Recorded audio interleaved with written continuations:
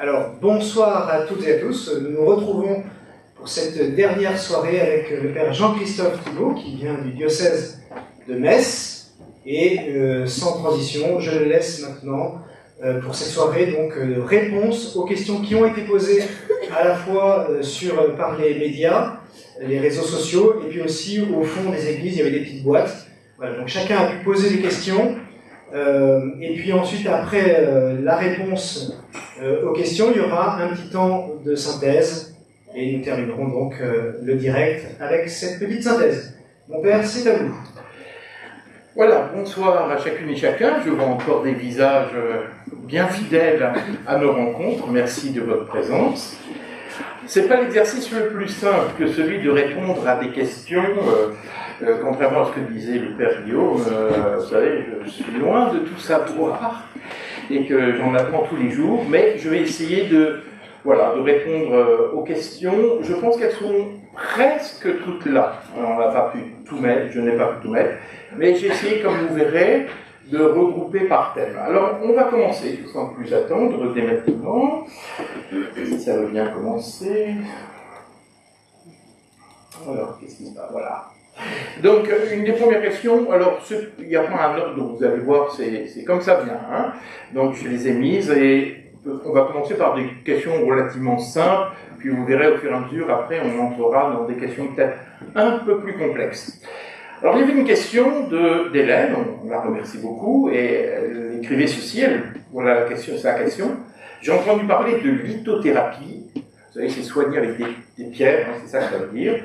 Des gens qui soignent donc avec des pierres. Est-ce occulte?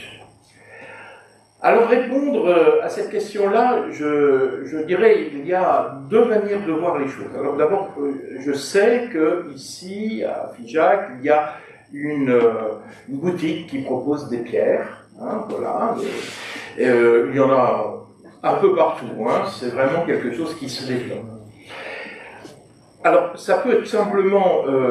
dans une perspective, vous voyez, un peu de bijoux, ou alors, effectivement, vraiment de la lithothérapie. C'est-à-dire, alors ça repose sur le fait de croire que chaque pierre a un pouvoir particulier, un pouvoir énergétique, ou alors un pouvoir vibratoire, on parle pas mal de pouvoir vibratoire, et que telle ou telle pierre pourrait guérir, alors par massage, par imposition, enfin, il y a plusieurs propositions. Bon. Alors, ça peut être en lien, il y a pas mal de lithothérapie, qui se fait aussi en lien avec les chakras, par exemple, hein, vous savez. Donc, c'est souvent assez associé, ou alors d'autres choses, enfin, d'autres techniques qui sont employées, enfin, d'autres références. Est-ce que c'est occulte? Moi, je ne dirais pas, oui, c'est occulte. Après, se pose la question d'une vraie efficacité. Est-ce que vraiment les pierres ont un pouvoir particulier? J'allais dire, on est dans la croyance. On est vraiment dans la croyance. Alors chacun peut se faire sa propre opinion.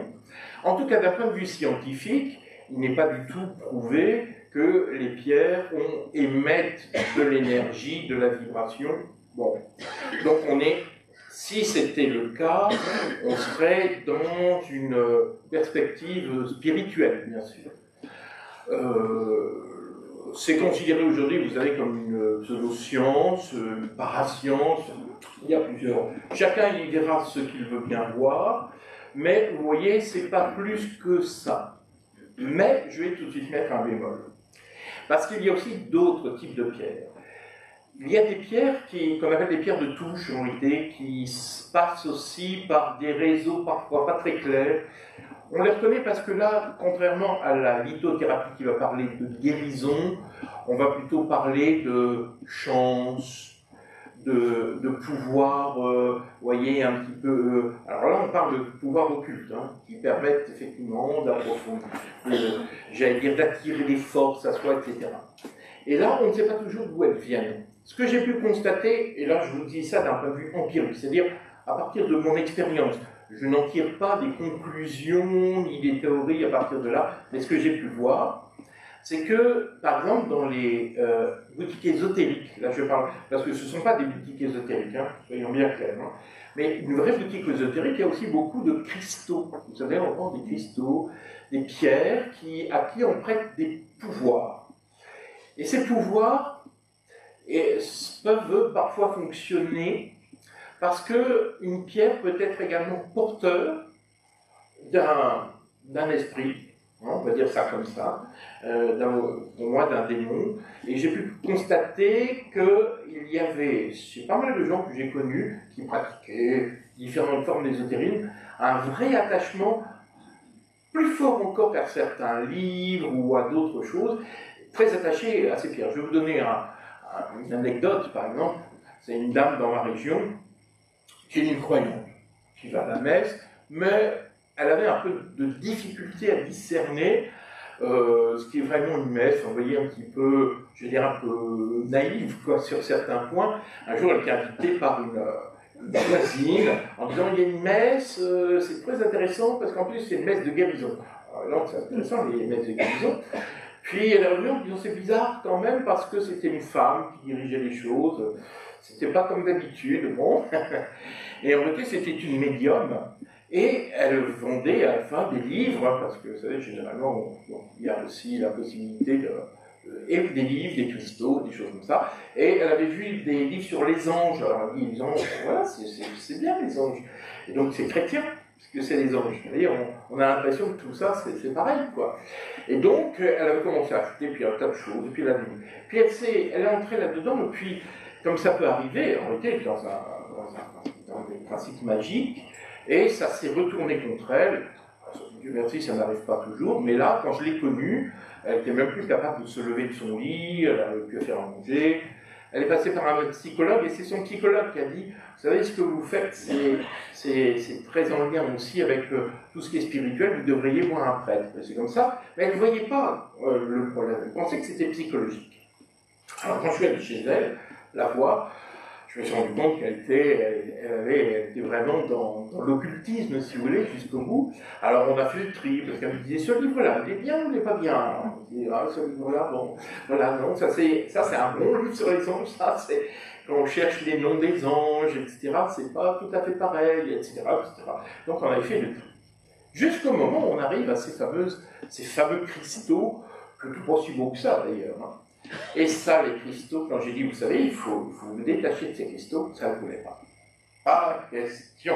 Mais non, ça porte chance, c'est bien, etc. Madame, il faut aller jusqu'au bout, vous ne faites que la moitié du chemin. Et en fait, elle n'était pas bien. Alors je lui ai dit, il ne faut pas garder à la maison ces pierres-là.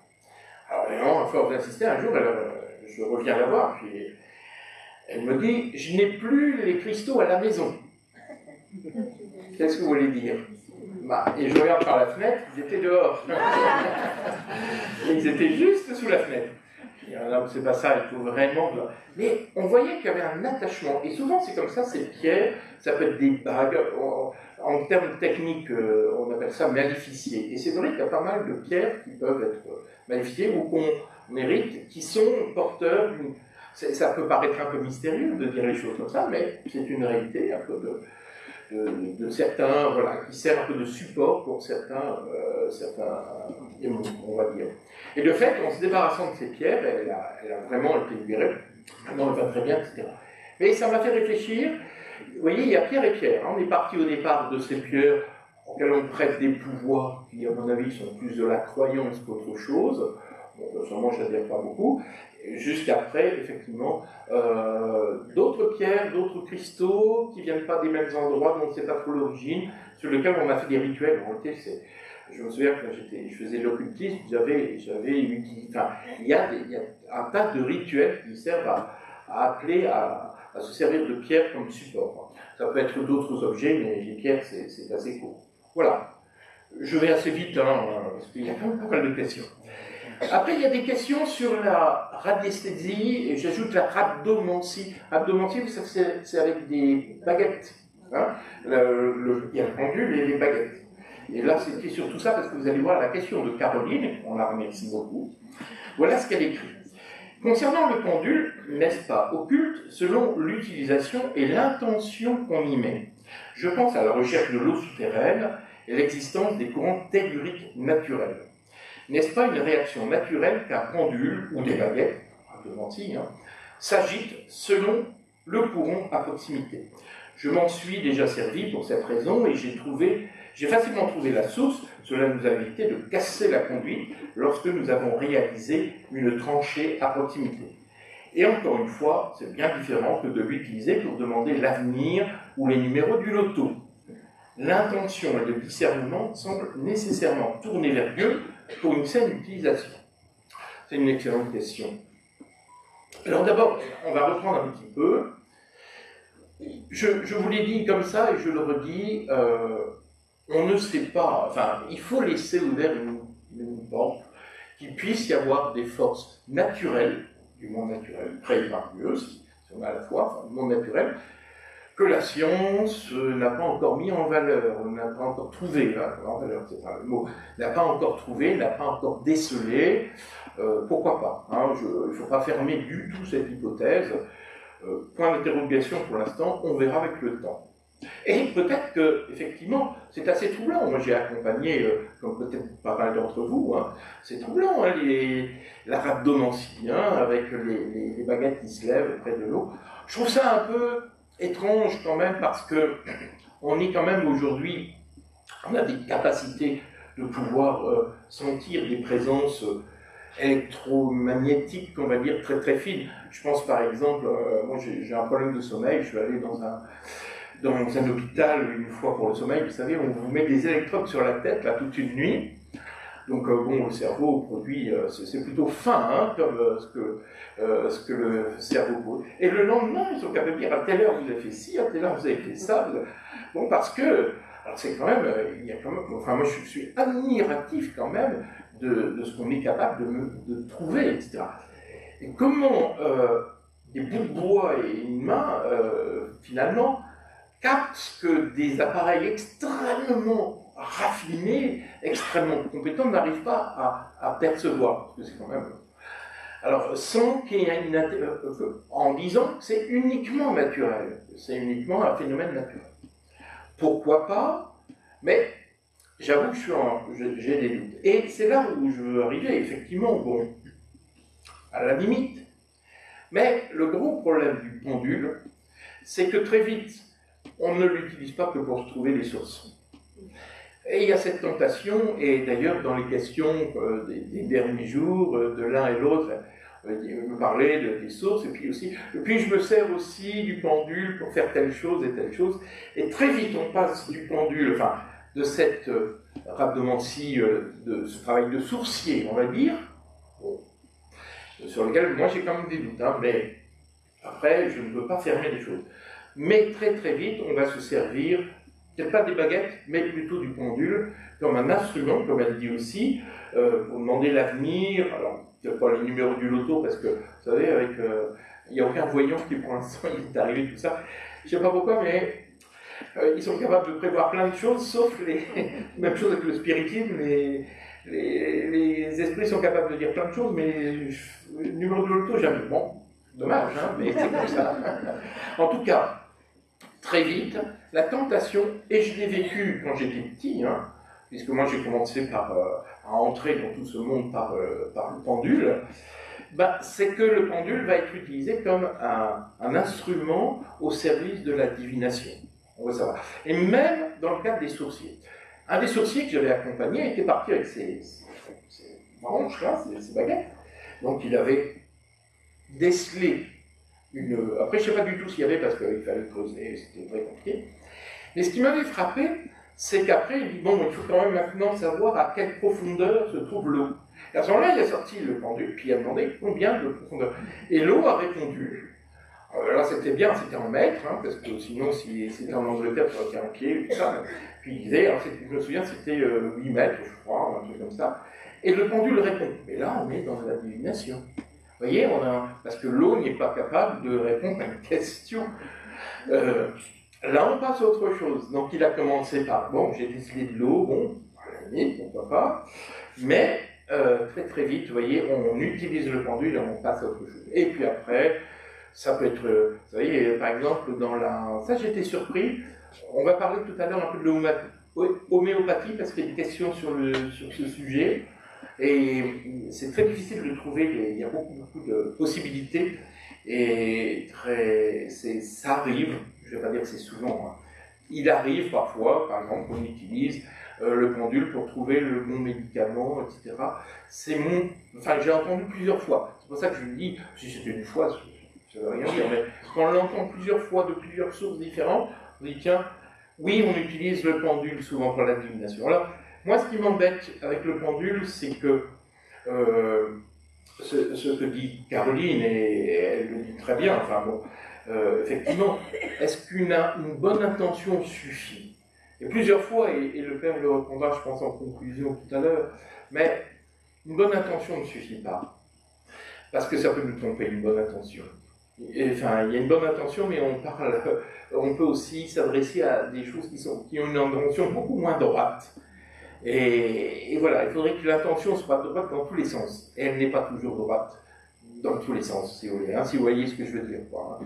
Donc si on entre en dialogue avec des esprits, eux ont-ils une bonne intention? Ça, c'est vraiment la question. Donc personnellement, je ne dirais pas que on peut se contenter, j'allais dire, d'une bonne volonté ou d'une bonne intention pour qu'il n'y ait aucun problème.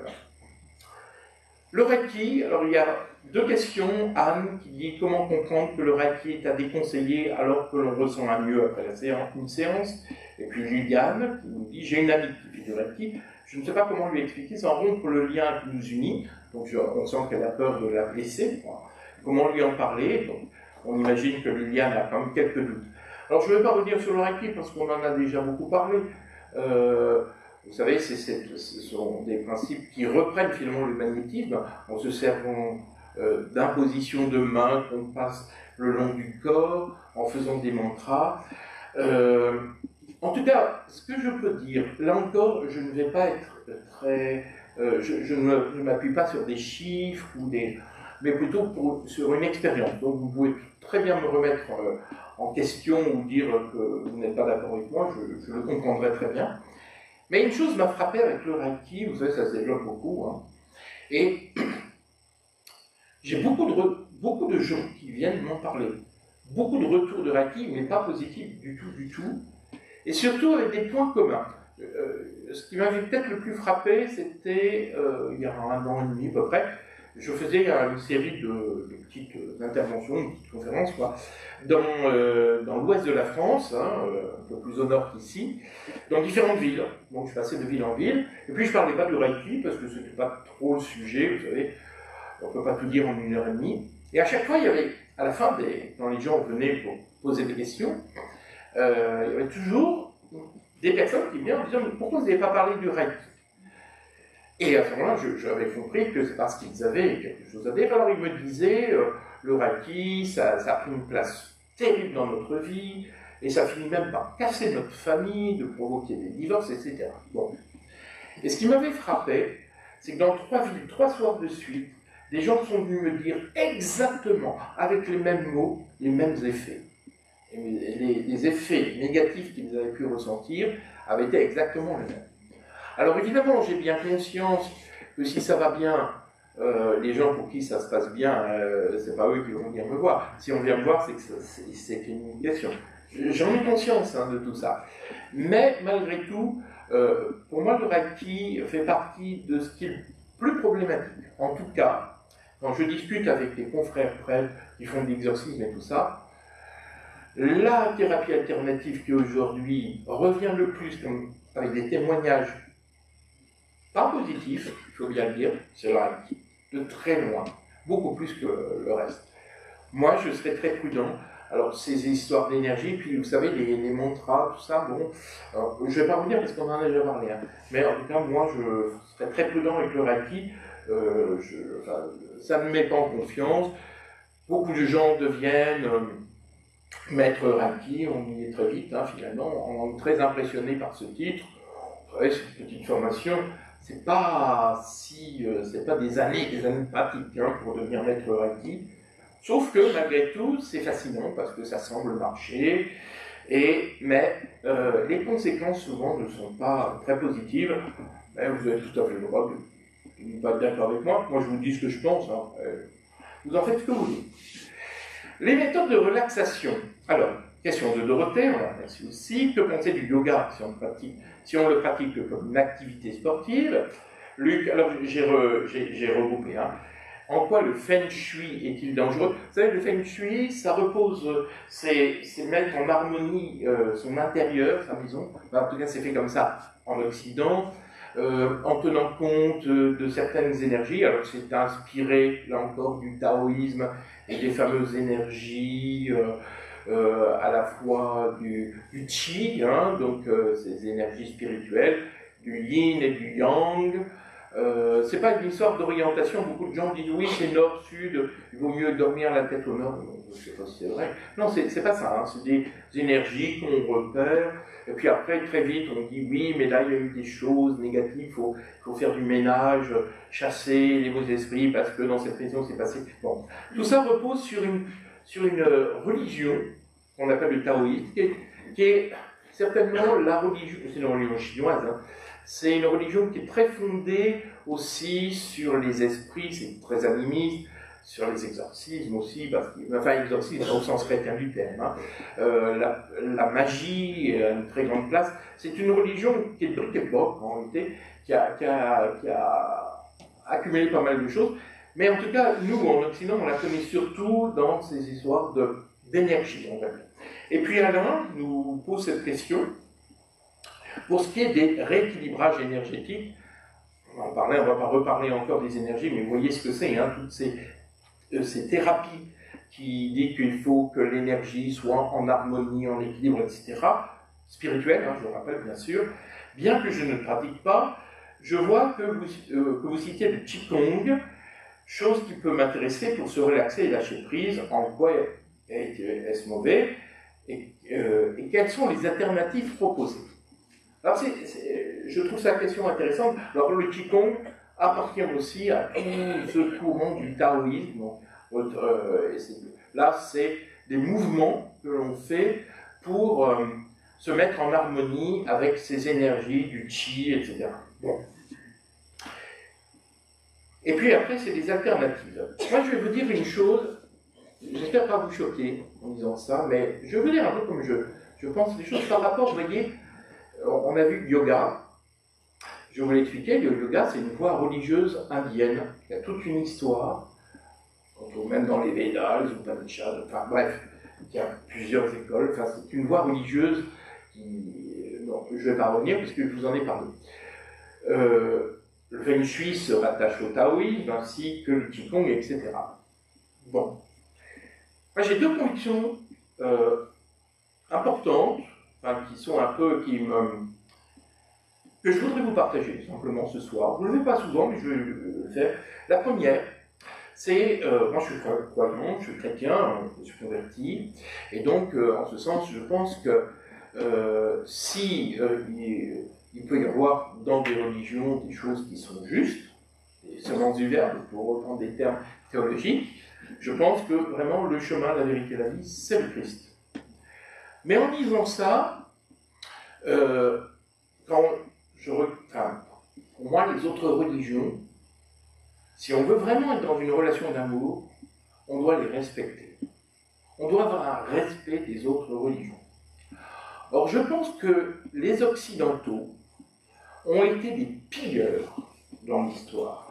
Ils ont pillé d'abord des biens matériels, que ce soit dans les pays africains ou asiatiques, mais aussi des biens spirituels.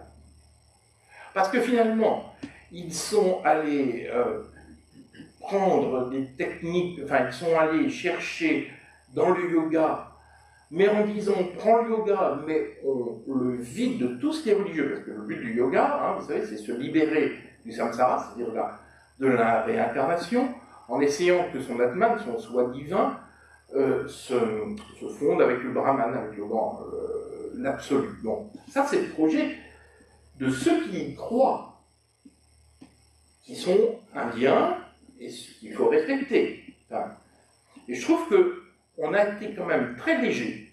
Enfin, quand j'ai dit léger, c'est même un peu scandaleux.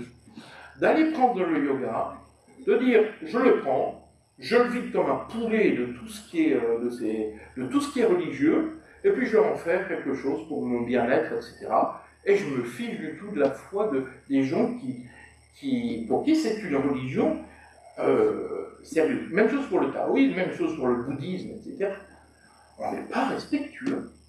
Et moi, je connais des bouddhistes, des vrais bouddhistes, hein, Hinayana, Mahayana, Vajrayana, ce qui est le vrai nom, hein, parce que c'est des courants, c'est nous qui avons appelé bouddhisme, qui disent, mais qu'est-ce que vous avez fait de notre bouddhisme? Vous l'avez repris, vous l'avez fait à votre sauce, etc.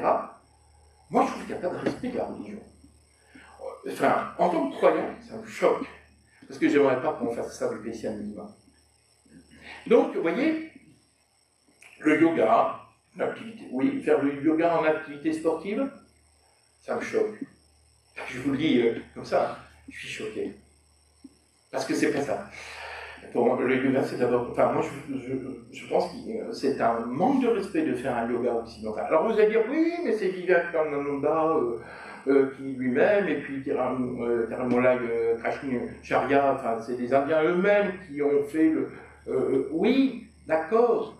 Mais ils l'ont fait pour faire plaisir aux Occidentaux, mais aussi dans une idée très politique, hein. Il faut le savoir, hein, le yoga, c'était une manière de dire, parce qu'il ne fallait pas oublier que l'Inde et tout ça était sous domination anglaise, qu'il n'y avait pas que la religion occidentale, certes, avait toute une histoire, mais aussi une belle histoire. Finalement, c'était, quand on regarde bien dans l'histoire du yoga et de l'hindouisme, c'est très lié à la politique pour dire, nous avons une histoire. Nos Védas sont aussi anciens, si ce n'est plus que la Bible. Vous voyez, ils sont respectables. Donc, quand ils ont voulu ils ont fait connaître un peu ces religions-là,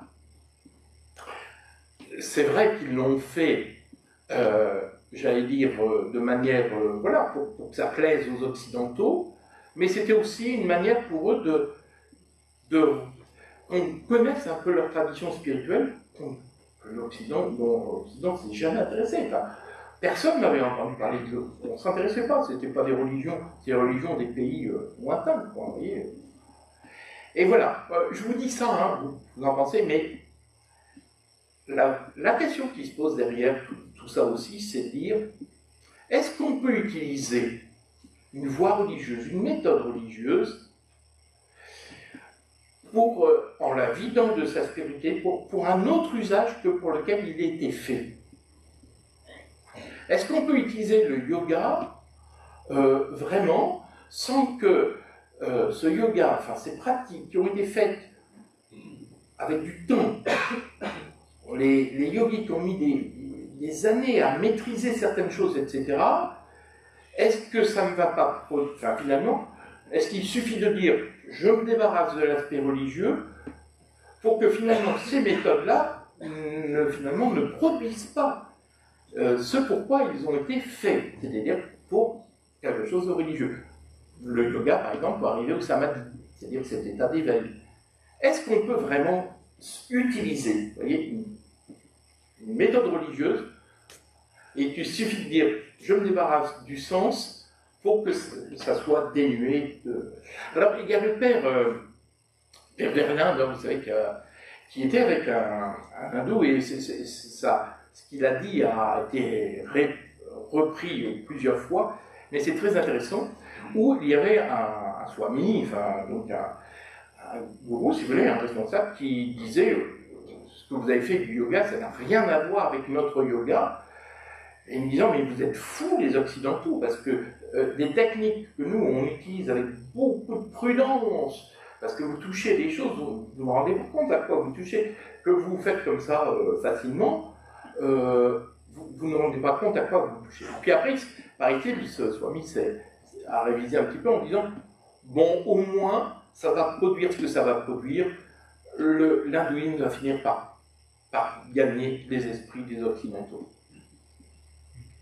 Ça fait réfléchir quand même. Et alors, pour revenir au yoga, juste une petite chose. Vous savez peut-être que la sophrologie, hein, le fondateur, qui s'appelle Caicedo, Alfonso Caicedo, qui est un psychiatre colombien.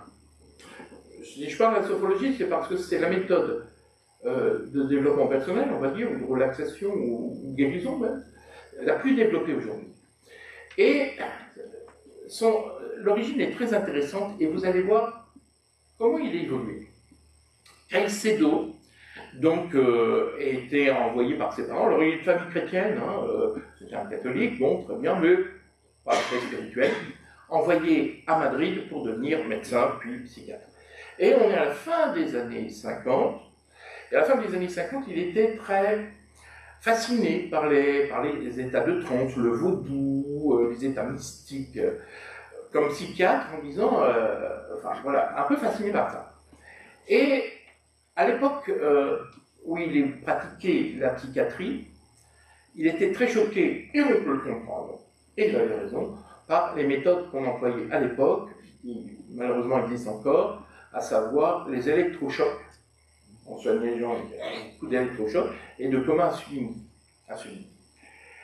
Et il disait, est-ce qu'on ne peut pas essayer de trouver d'autres méthodes?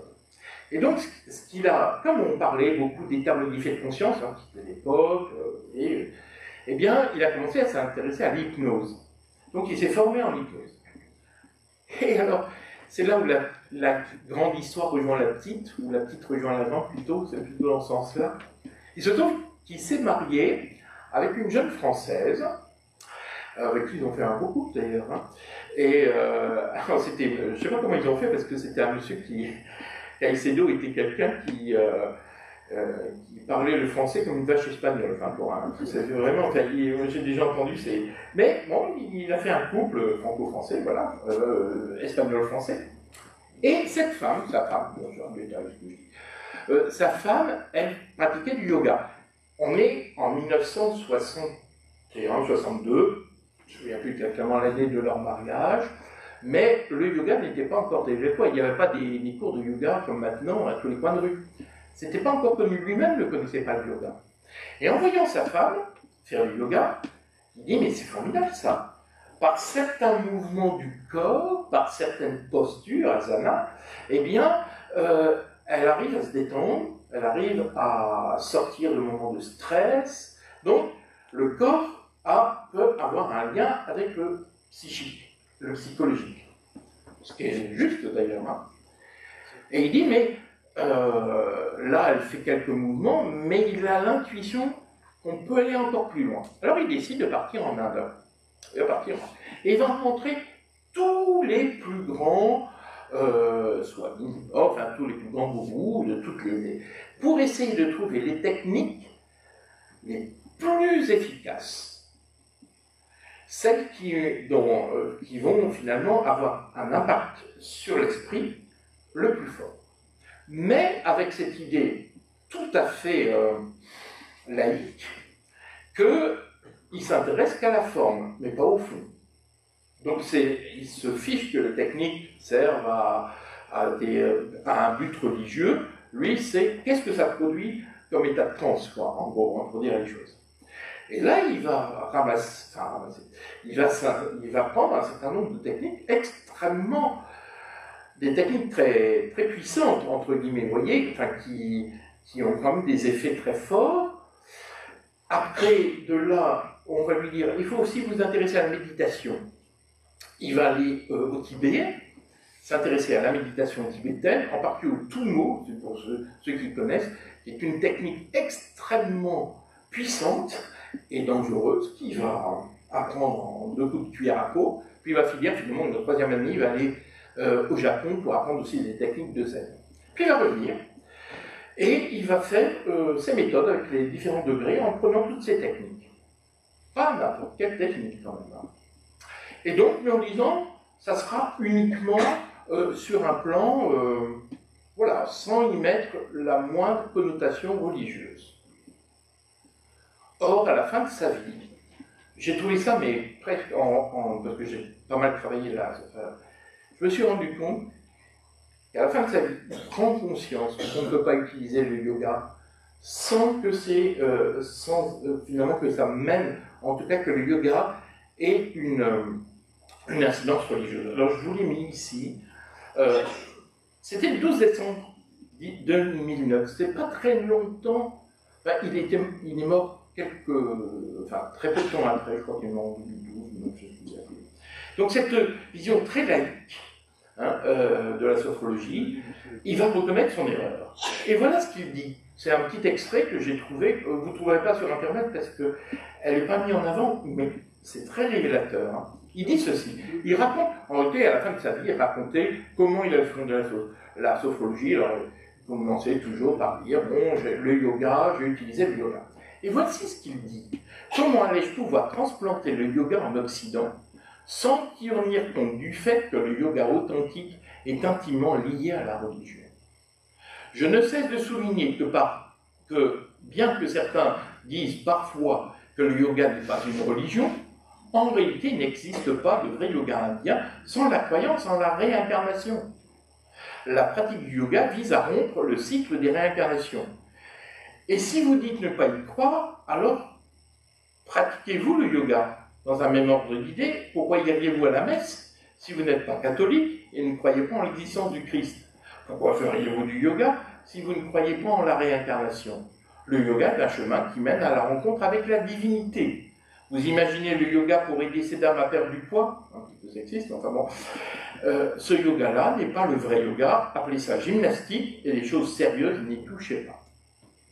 Donc il reconnaît qu'on ne peut pas faire du yoga tel que lui le pensait, sans finalement la croyance en la réincarnation, et également avec tous les effets. Vous voyez, c'est un aveu qui est quand même assez révélateur. Il faut que j'avance un peu, c'est pour ça que je suis un peu. Voilà. Maintenant, une question de Jeannette sur les chakras. Alors c'est assez long, mais bon, je l'ai laissé parce que, bon, pour ne pas, je ne savais pas ce qu'il fallait, je ne voulais pas enlever des choses.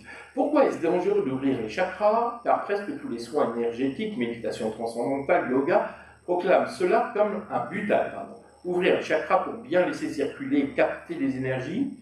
L'ouverture des chakras au centre corporel permet aux puissances intermédiaires de nous pénétrer. Qui sont cachées derrière les puissances intermédiaires? Pourquoi les énergies christiques ne nous apportent-elles pas le salut éternel? En quoi cela diffère de la grâce chrétienne, de la participation à la vie divine, des énergies christiques? Par la grâce divine et de l'unité du corps, de l'âme et de l'esprit augmenté.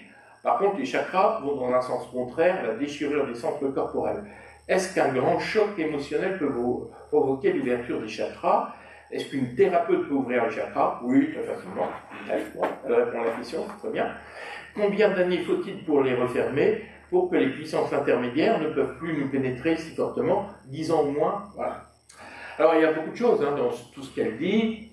Je ne suis pas sûr d'avoir tout compris, mais j'essaie de comprendre un petit peu. Alors, vous savez, les chakras, c'est des centres énergétiques. Alors, on les trouve, la mention des chakras, c'est dans les Upanishads. Vous savez, je sais pas, dans les textes sacrés indiens, il y a les plus anciens, les Védas, les plus anciens, en Jésus-Christ à peu près, puis les Upanishads, qui est un commentaire, en fin de compte, des Védas, puis après, il y a la Bhagavad Gita, qui est une sorte de résumé, enfin, je n'entre pas dans les détails. Et on fait allusion, mais c'est assez marginal, en réalité, les chakras, qui seraient, alors ça veut dire cercles, des cercles énergétiques dont on dit qu'il y en aurait 7 du bas de notre dos jusqu'au sommet, et qu'on passe, et qu'on ouvrirait ces centres énergétiques pour laisser passer le prana, cette énergie, etc. Bon. Alors, ça a été très repris par le Nouvel Âge, le New Age. Par exemple, les histoires des relations avec les couleurs, c'est absolument pas indien, tout ça c'est des inventions bien plus tardives du New Age, du Nouvel Âge. Donc nous en Occident, on a beaucoup développé ces histoires d'énergie, et au point que ces termes sont devenus courants. On entend à la télévision, à la radio, bon, ça va pas, vous n'êtes pas bien, ouvrez vos chakras, ouvrez-vous, ouvrez vos chakras, bon, sans qu'on sache très bien ce qu'on met derrière, quoi. La question peut-être qui se pose, je vais vous dire un point de recherche dans l'Église, c'est de se dire, est-ce qu'il y a des points du corps qui peuvent être des points qui peuvent avoir certains liens avec l'âme, par exemple, vous savez, des portes de l'âme, etc. À vrai dire, on n'en sait rien du tout. On cherche, alors on a des opinions différentes, etc. Il y a aussi toute une pensée chrétienne, où on va dire, mais si, les chakras, ça peut, c'est peut-être une vérité. Moi, je dirais les chakras, alors qu'ils correspondent plus ou moins aussi à certains points qu'on retrouve dans la conjoncture, mais c'est différent quand même. Mais il y a des points communs en tout cas. Alors, est-ce que ça laisse circuler, capter des énergies? Alors, vous savez bien que ce sont des énergies spirituelles. Personnellement, j'ai beaucoup de doutes sur ces énergies spirituelles. Moi, je pense que simplement ceux qui font l'expérience de l'ouverture des chakras, ceux que j'ai pu rencontrer, moi, je n'ai jamais fait à titre personnel, par exemple. Je suis passé à travers ça. Ça aurait pu, mais non. Et en tout cas, ça les mène. Enfin, les conséquences peuvent être parfois terribles, et je crains que ça soit des techniques qui, effectivement, créent des états modifiés de conscience, pour le coup, et en tout cas, il y a parfois des catastrophes avec les histoires des chakras. On en fait un must, mais alors c'est beaucoup développé dans le yoga Kundalini, hein. Vous savez, dans le yoga, il y a le yoga... j'allais dire détente, mais de plus en plus aujourd'hui, très vite, on vous fait passer à un stade, hein, vous commencez par une dame ou un monsieur a envie de se détendre, alors il fait puis après on lui parle de ça. Vous savez, on est entraîné hein, dans le yoga, et puis il y a plein d'écoles, Nidra Yoga, enfin bref, il y a plein d'écoles, et celui des chakras a été lancé par un courant, on va dire, occidental, qu'on appelle le Kundalini Yoga, occidental. En tout cas, il est certainement parmi les yogas qui provoquent des choses spirituelles qui font que des gens vont consulter alors soit des voyants, soit tout ça, ou des exorcistes, des prêtres exorcistes, parce que je pense qu'il y a un danger d'ouverture. Il faut pas. Ça paraît amusant, mais ça n'est pas si amusant que ça. Et je pense qu'on peut toucher des réalités. Je ne sais pas, je préfère pas aller plus loin parce que c'est tellement encore un domaine de recherche qu'on peut très vite dire des bêtises. Mais personnellement, moi, j'y toucherai pas. Hein. Alors, est-ce qu'on peut les refaire? Mais est-ce qu'il faut 10 ans pour faire? Oh, je n'en sais rien. Mais moi, ce que je dirais, c'est que si on touche à ce genre de choses, il y a un moment, il vaut mieux couper. Il faut demander vraiment, il faut couper les liens que ça a pu créer avec le monde invisible, qui ne sont pas toujours très bons. Enfin, pour moi, je pense que c'est important. C'est ce qui a été vécu en partie dans la veillée d'hier, pour ceux qui sont allés dans la veillée d'hier, où il y avait l'évêque nous invitait à remettre un petit peu toutes les pratiques qu'on pouvait faire, etc., pour couper les liens qui auraient pu se nouer à partir de ces techniques dont, vous savez, elles ne sont pas si traditionnelles que ça, et en même temps mais qui sont à cheval sur plusieurs réalités, mais pas toujours très, très positives. Je suis obligé d'aller vite, hein, excusez-moi. Question de Caroline. Nous utilisons l'homéopathie à la maison. Ça n'est pas noté sur la fiche, vous savez, sur les grandes affiches, il n'y avait pas une homéopathie. Elle avait repéré ça. Mais suite à 2 remarques de catholiques, une paroissienne et un prêtre, j'ai pensé qu'ils devaient considérer cette pratique comme occulte. Comment cela peut-il l'être? Je comprends que de nombreuses dilutions peuvent surprendre les esprits cartésiens, mais n'est-ce pas de l'orgueil que de penser tout connaître et donc tout écouter sur les bons, sur les mauvais, etc. Alors, l'homéopathie, c'est un domaine pas tout à fait simple. Alors, je me suis dit, je me suis permis de faire un petit montage pour vous expliquer un peu rapidement ce qu'est l'homéopathie, parce que c'est un sujet qui peut nous concerner beaucoup, et je vais essayer de vous dire un petit peu son fondement, les fondements de l'homéopathie. On n'ira pas plus loin ce soir, parce que sinon, il faudra vraiment des heures. Hein. Donc l'homéopathie, vous savez, c'est une médecine qui est qui est celle qui s'est plus développée en Europe. Hein. On est passé, alors surtout à partir des années 80, on a commencé à se méfier un petit peu de la médecine conventionnelle, un petit peu déçu.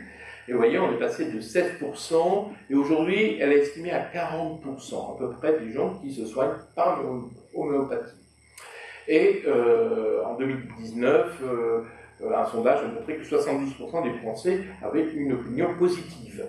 Mais là où l'homéopathie est plus développée, c'est en Inde, c'est pas en France ou en Europe, c'est en Inde parce qu'il y a 300 000 homéopathes, 180 établissements d'enseignement supérieur, c'est ça, 300 hôpitaux homéopathiques. Le vrai pays de l'homéopathie, c'est l'Inde. Alors, qu'est-ce que c'est? Le fondateur, c'est un certain Samuel Hahnemann, donc qui à la fin du XVIIIe, jusqu'à peu près la moitié du XIXe siècle, qui est né en Allemagne, qui lui-même, c'est l'époque, marquée par la philosophie des Lumières, donc assez, on va dire, rationaliste, quand même, tout en étant quand même resté toute sa vie un croyant protestant. C'était pas un calviniste, luthérien, merci beaucoup. C'était un luthérien convaincu, au point que d'ailleurs il a fini sa vie à Paris, vous savez, et de manière très âgée, il a épousé une Française qui était catholique, et pour l'épouser, il a fallu qu'elle abjure la foi catholique et qu'elle devienne protestante. Donc ça veut dire quand même quelqu'un très attaché à sa foi et prenant très au sérieux sa foi chrétienne. Bon. Petite chose, à la fin du XVIIIe siècle en Allemagne, comme en France d'ailleurs, dans le reste, la médecine est encore très théorique. On enseignait la médecine où les médecins n'avaient pas de contact avec des patients. Et c'était surtout des philosophes. Vous voyez, la philosophie, le médecin c'était en même temps un philosophe. C'était pas encore une science comme maintenant qui est séparée, j'ai de la philosophie et même de la religion. Et les références encore à l'époque, c'est ça le plus important, au moment où Hahnemann a commencé à se lancer, c'était Hippocrate, vous connaissez tous le serment d'Hippocrate, et surtout le romain Galien, vous voyez, 160 après Jésus-Christ, et c'est lui, Galien, c'était toute la médecine qui a duré jusqu'à cette époque, reposée, vous savez, je ne vais pas trop développer, je crois que vous en avez un tout petit peu parlé, donc avec les 4 éléments et 4 humeurs qui sont des liquides corporels, le sang, la lymphe, la bile jaune, la bile noire, et qu'il fallait un équilibre entre ces 4 humeurs. Vous savez, ça donnait une saute d'humeur, une saute d'humeur ou une mauvaise humeur. Ça veut dire qu'il y a un abus, si vous voulez, d'un de ces 4 éléments. Mais je pense que ce n'est pas le plus important. Et puis c'est là où Hahnemann arrive et il veut être médecin. Mais il est choqué parce que les cours ne sont pas du tout donnés en présence de malades, tout ça, mais ex cathedra. Et l'essentiel de la médecine, à l'époque, c'était de faire des saignées et des lavements. Rappelez-vous Molière, ce qu'il raconte. Pourquoi? Parce qu'on pensait qu'il fallait enlever ses humeurs. Il y avait un abus sur le trou de bile noire, sur le trou de bile, etc. Donc c'est par saignées. Et Hahnemann, à 22 ans, il va à Vienne, parce que à cet endroit-là, les cours sont donnés, c'est la première fois, et ils étaient un petit peu en avance, en contact des malades. C'était plus simplement un enseignement théorique, mais pratique. Et on partait vraiment à partir d'autopsie. Et ça m'intéresse. Alors, Samuel, en réalité, n'est pas quelqu'un qui vient d'une famille riche. Vous allez dire, c'est un détail, mais vous allez voir que ça va avoir de l'importance. Et donc, comme il est brillant, c'est un esprit brillant, il va être sous la coupe, on va dire, l'aide matérielle d'un baron qui s'appelle Samuel de Weckenthal, qui est gouverneur de Transylvanie, qui va lui financer les études, si vous voulez. En échange d'une chose, c'est qu'il entre en franc-maçonnerie, alors que dans la franc-maçonnerie allemande, elle est quand même plutôt réservée à des nobles ou des gens riches, mais là, comme il est brillant, il entre. Alors, si je vous ai mis tous ces détails, là, il est entré le 16 octobre 1777 dans la loge Saint-André du Trois-Lotis, c'est parce que la première fois que j'avais parlé un peu de l'homéopathie, on m'a dit jamais Hahnemann était franc-maçon. Si, il était, je suis allé vérifier, j'ai trouvé même son numéro. Bon, mais vous savez, à l'époque, la franc-maçonnerie était extrêmement développée, ce n'était pas très original. Sauf que la franc-maçonnerie allemande, là où il va entrer, avait le style, c'est ce qu'on appelle la stricte observance templière, SOT. Et cette loge Saint-André des Trois-Lotis se distingue des loges que nous on avait en France à la même époque, ou également donc en Angleterre. qui était très marquée par la pensée rationaliste des Lumières. Et en Allemagne, au contraire, c'était encore très porté sur l'ésotérisme, l'alchimie, qui était le cœur de l'enseignement de la stricte observance templière. Et c'est là où l'enseignement, je suis allé vérifier, hein, l'enseignement est essentiellement autour de ce personnage qui s'appelle Paracels, qui est un alchimiste de la Renaissance, et qui va beaucoup marquer Hahnemann. Et c'est important, vous allez voir par la suite, parce que Paracels, lui, justement, s'oppose à Galien et Hippocrate, parce que d'abord, il voulait, lui, alors, c'est pas dans le résumé que je mets là, mais il dit ce qui manque, c'est la place de Dieu. Il faut la médecine, en réalité, c'est spirituel, et les esprits, et Dieu même, lui, entrent en ligne de vie. Et Paracels, c'est très marqué, alors je ne reviens pas là-dessus parce qu'on en a déjà parlé largement, mais c'est simplement pour raccrocher, est très marqué par le principe de similitude, hein, c'est-à-dire que tout est en relation, qu'il y a des correspondances, macrocosme, microcosme, tout est en sympathie universelle, et c'est lui qui a cette idée, enfin c'est lui qui lance ce terme, le semblable s'unit au semblable, le semblable guérit les semblables. Donc ça va avoir une importance parce que c'est, si vous voulez, c'est ce que Hahnemann va apprendre. Or, Hahnemann est finalement déçu par la médecine, il va être médecin, hein, il va exercer quelques années, très peu de temps, mais finalement, il est beaucoup plus passionné par la pharmacopée, parce que, si vous voulez, Paracels, en tant qu'alchimiste et tout ça, parle beaucoup des plantes, des produits, etc. Donc il va tout doucement passer, si vous voulez, il va abandonner la médecine pour devenir pharmacien, pour dire les choses un peu simplistes, hein, de manière simple.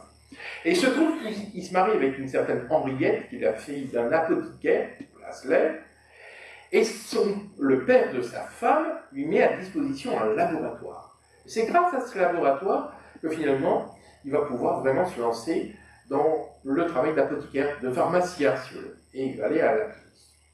Et là, il va se dire, il faudrait qu'on trouve un principe thérapeutique universel.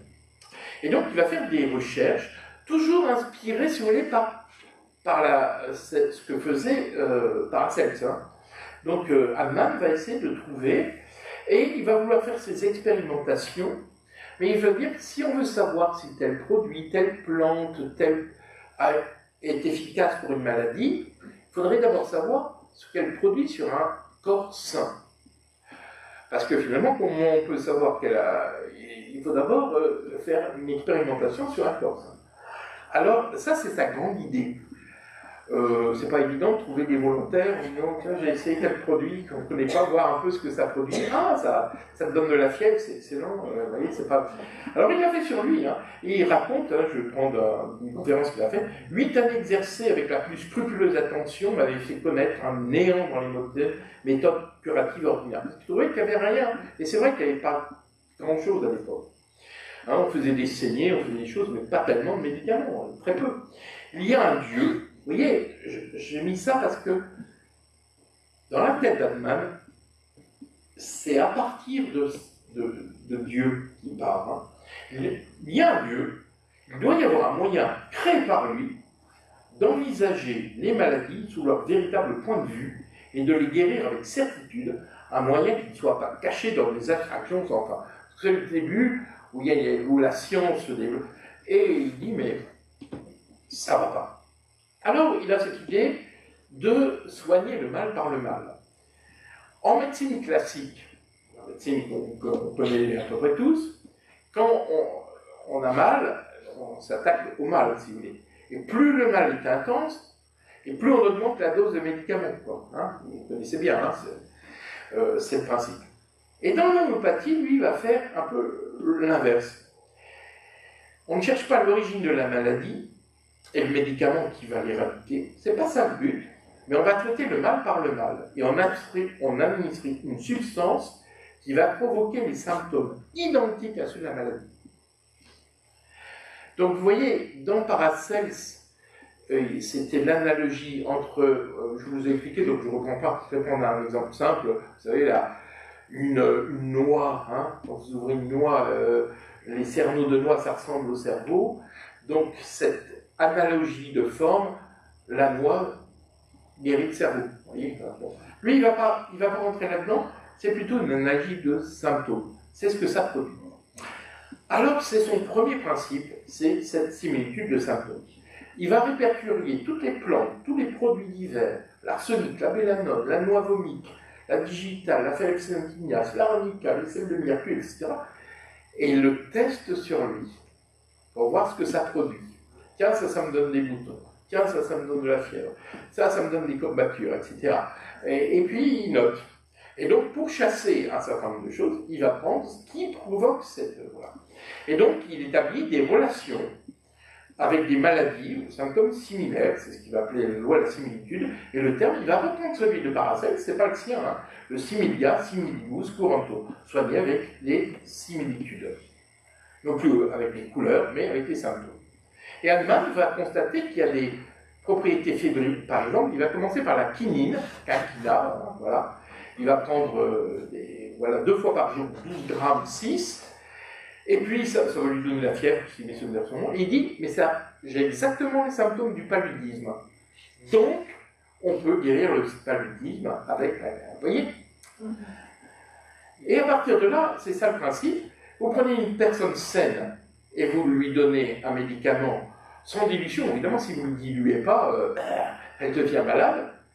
Eh bien, son principe, c'est qu'on va partir de la personne malade, on va lui donner finalement le médicament, mais qu'on va quand même diluer un peu, parce que sinon... et elle va redevenir saine. Alors, des exemples. Par exemple, l'urticaire. Si on regarde, ça ressemble à une piqûre d'abeille. Alors, c'est toujours le cas actuellement. Donc, on prend une abeille entière, qu'on met dans un mélange hydroalcoolique, et c'est ça... Alors, après, on va le diluer, je vais revenir, mais en tout cas, vous voyez, on va utiliser l'abeille pour l'urticaire, parce que ça ressemble. C'est même pas le venin, hein, vous voyez, c'est carrément la bête, hein, la bestiole. Voilà. On a des insomnies, si vous buvez trop de café, vous ne dormirez pas. Et ben, pour soigner l'insomnie, il faut prendre du coffea à base de café. Ça peut paraître bizarre. Le venin de guêpe ou d'abeille est utilisé pour lutter contre la variole, parce qu'on considère que les plaques de la variole sont similaires à celles d'une piqûre de guêpe ou d'abeille. La racine PK, hein, c'est une sorte de vomitif qui est très utilisé par les chamaniques, hein, eh bien, on l'utilise pour soigner les vomissements et les nausées, et puis des macérations d'ortie pour soigner l'urticaire. Vous voyez un petit peu, hein, je donne ces exemples parce que... Alors, il y a beaucoup de gens qui disent « Ah, l'homéopathie, c'est bien, c'est à base de plantes. » Que nenni. Un peu. Oui, il y en a, mais pas plus que... dans la médecine traditionnelle. Hein. Et donc, il y a un catalogue, hein, pour ceux qui connaissent, hein, il y a 1163, vous voyez, on en a fait, hein, voilà.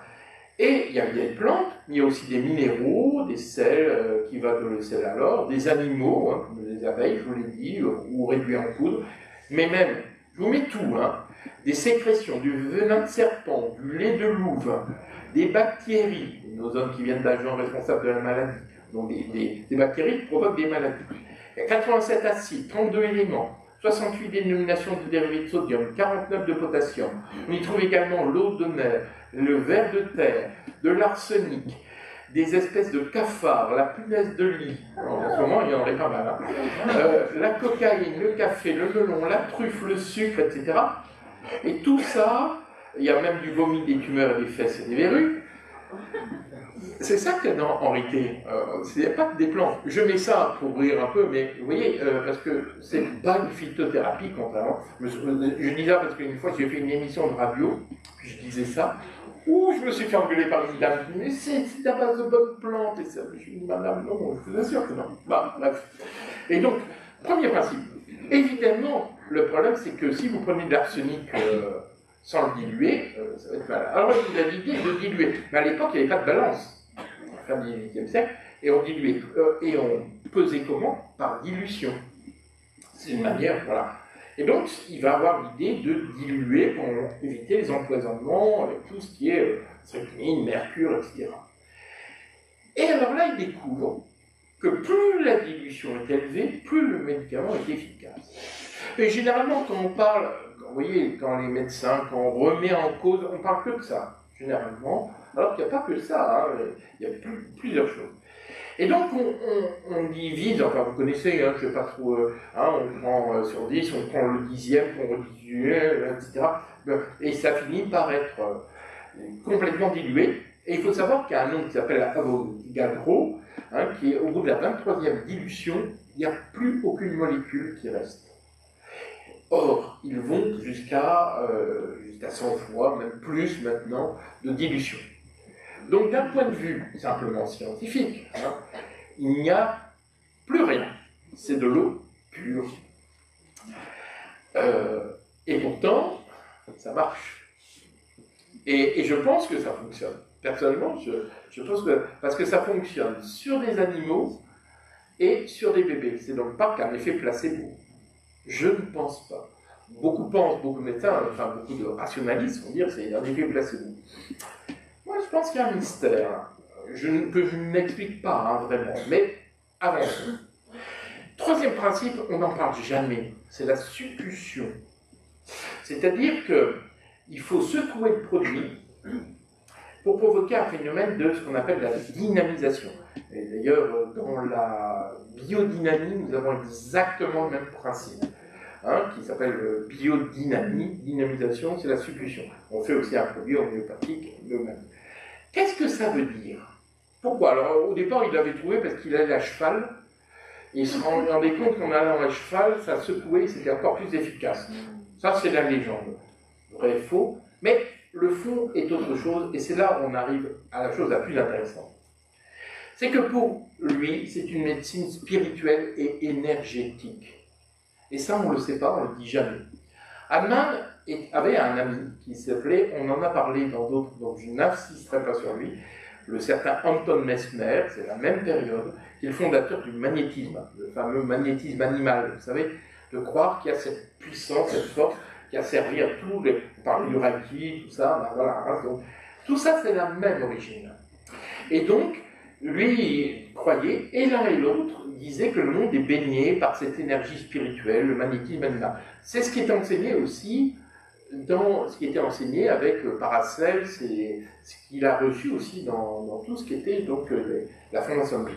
Et Mesmer disait, il y a un fil physique qui remplit l'univers, je ne reviens pas là-dessus, entre tout ce qui existe, et la maladie, ça résulte d'une mauvaise répartition de ce fluide dans le corps humain. Et la guérison, c'est restaurer cet équilibre perdu, et donc grâce à des techniques, on peut transmettre. Alors vous voyez, toutes les thérapies actuellement qui utilisent les énergies, c'est exactement. Donc l'homéopathie va être là-dedans, c'est exactement pareil. Là, vous voyez, le dessin, c'est le baquet Mesmer, il avait fait un baquet avec de l'eau, de l'émail de fer, tout ça. Puis il y avait des tiges de fer qui sortaient, puis on les mettait sur les parties malades, et puis il y avait cette énergie qui c'est un peu comme l'acupuncture, sauf que c'était avec des tiges de fer. Voilà. C'est un peu les mêmes.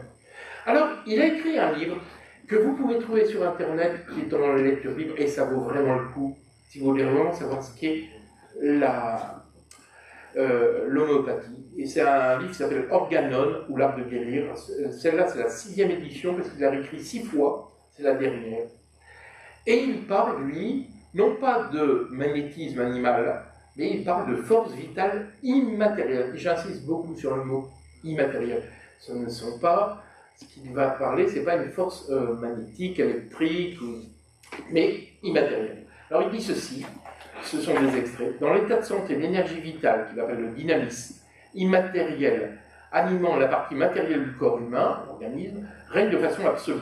Entre toutes les parties de l'organisme vivant, elle maintient dans leurs activités fonctionnelles et réactionnelles une harmonie qui force la libération. Sans force vitale, l'organisme matériel est incapable de sentir, d'agir, de maintenir sa propre conservation.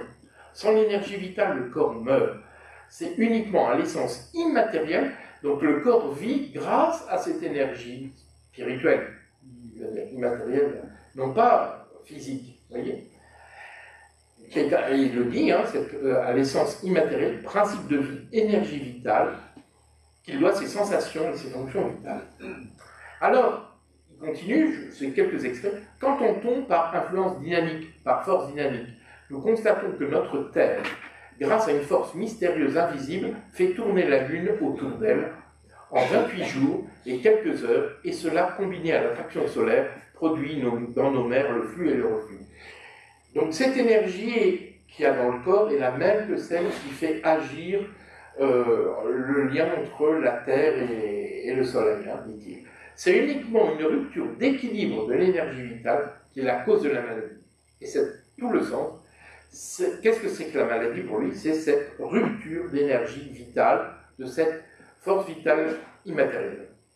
Et donc, la matière, et donc là, il parle après qu'il faut la réduire, et il dit ceci, parce qu'on dit, il ne pouvait pas savoir qu'il n'y avait plus rien dans le... Si, il le savait parfaitement, regardez ce qu'il dit.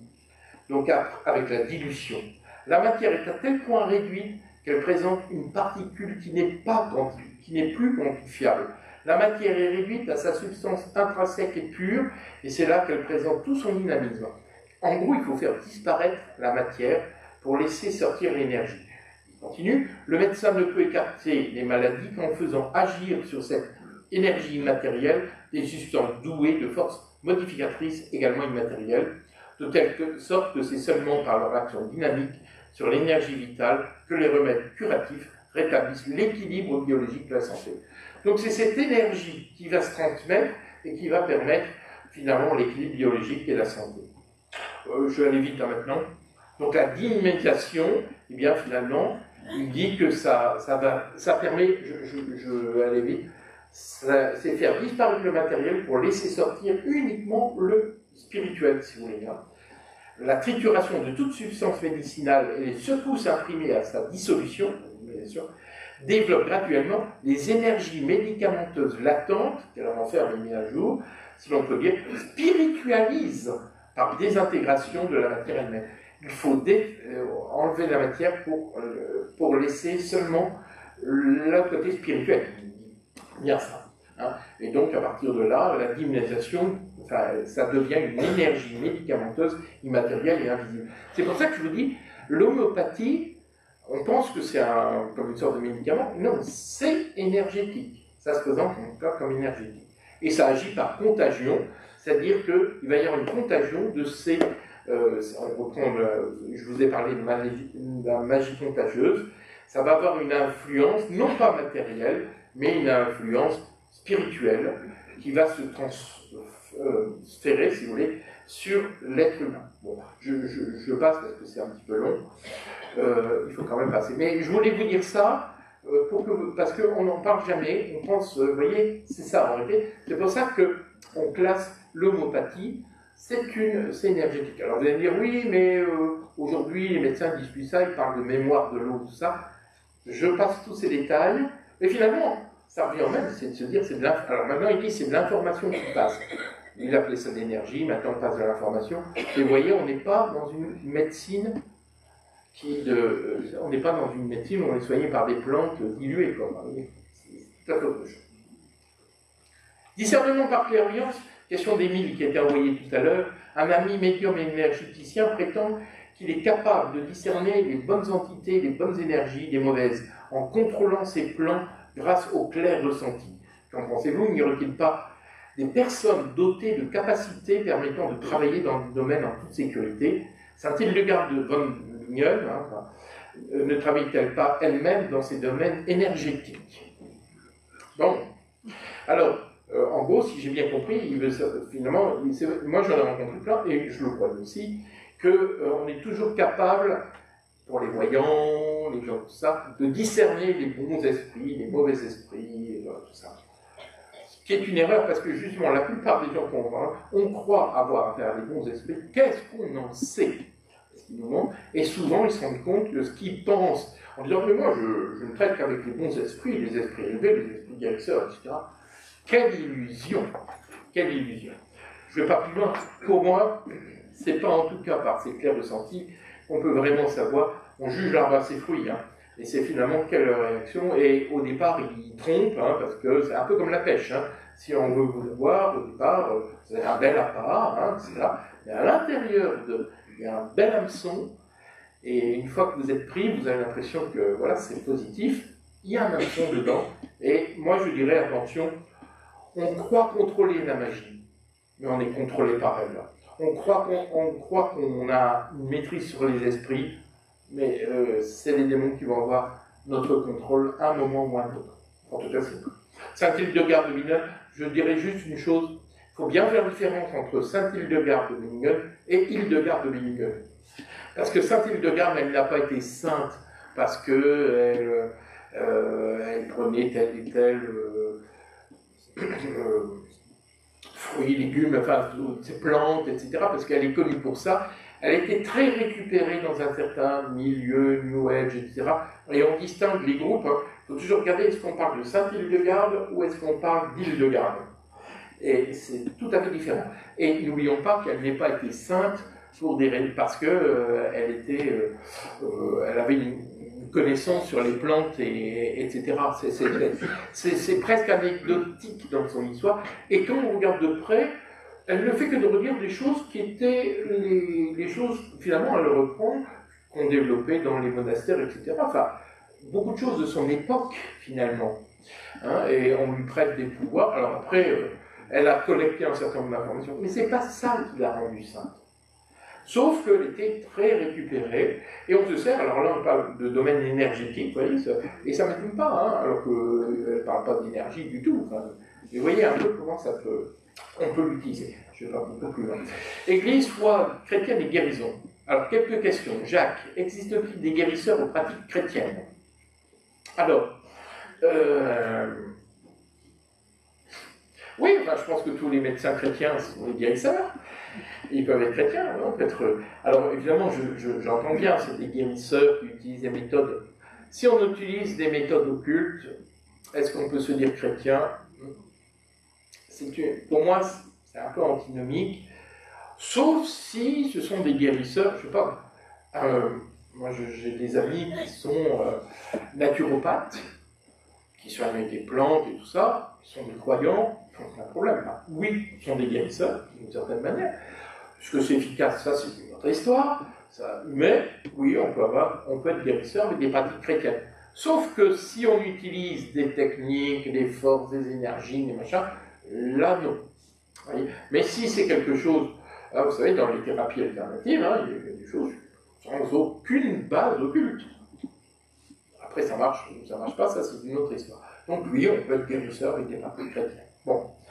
Robert dit, vu de l'extérieur, on a l'impression que l'Église est jalouse des résultats souvent immédiats obtenus par les guérisseurs.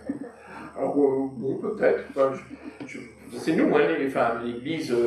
D'abord, c'est qui l'Église? Bon, admettons, c'est des prêtres. Bon, moi, je ne suis pas jaloux. Non, je ne suis pas jaloux. Et puis, on a aussi la part de guérison. Hein, hier, on a des guérisons, tout ça. Simplement, c'est pas la guérison enfin, je ne vais pas revenir un peu dessus, même si c'est important. Nous ne cherchons pas la guérison pour la guérison. C'est pas une fin en soi, la guérison. Elle n'est qu'un moyen.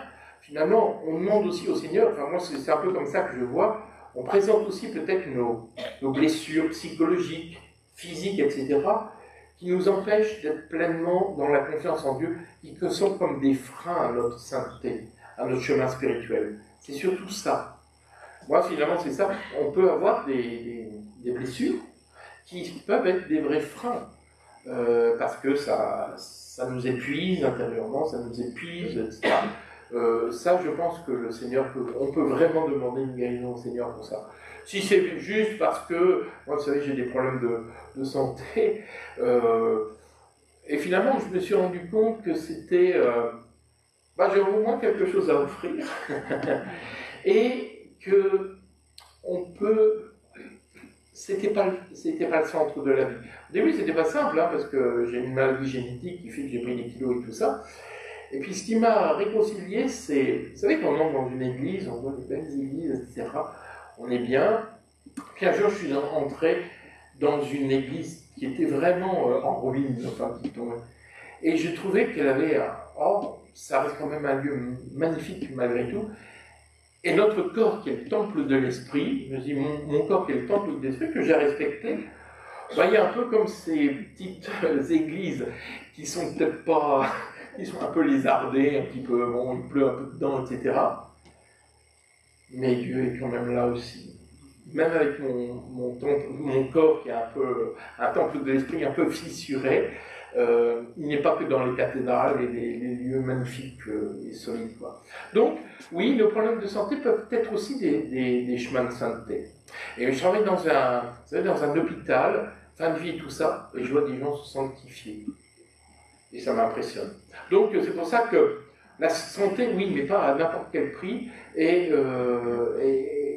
peut-être que Dieu aussi permet aussi qu'il ne guérisse pas tout, parce que ça peut être aussi, pour certains, voilà, enfin, je vais vous dire quelque chose de très personnel, mais c'est pas grave. Je me suis toujours demandé comment moi, qui finalement était un drôle de personnage, hein, vous savez, je vous ai raconté mon histoire, pourquoi le Seigneur, alors qu'il y a plein d'autres gens qui pourraient être convertis, pourquoi j'ai eu ce don de la conversion à un jour où je cherchais même pas Dieu, rien du tout, immérité au possible, etc. Alors j'ai demandé au Seigneur, puis un jour j'ai une réponse dont je sais qu'elle vient du Seigneur parce que ça m'a tellement habité et je sais tellement que c'est vrai que ça m'a jamais... La réponse est de dire, je le dois à une personne qui a offert ses souffrances dans un hôpital, qui voulait pour un pécheur. Et c'est tombé sur moi. Et j'ai simplement répondu quand j'ai appris ça, j'ai dit au Seigneur, je souhaite que ce soit la première personne que je verrai quand je serai au ciel, parce que je lui dois beaucoup. Et à chaque fois, donc, quand je vais à l'hôpital, je pense à ça. Et je vois des personnes, je dis, bon, avec vous, on va... Le pire, c'est une souffrance qui ne sert à rien, qui n'a pas de sens. Je ne dis pas que ça apaise, hein, mais au moins, si on peut la rendre féconde, c'est déjà, pourquoi pas. C'est déjà un chemin. Quand on l'associe aux souffrances du Christ qui lui-même sauve. Voilà, je ne vais pas plus loin. Question de... Alors la jalousie, oui, je ne pense pas. Question de Stéphane. Dans un cabinet de mon guérisseur, il y a plusieurs statues de la Vierge. Pour moi, pas d'inquiétude. Confirmez-moi quand même.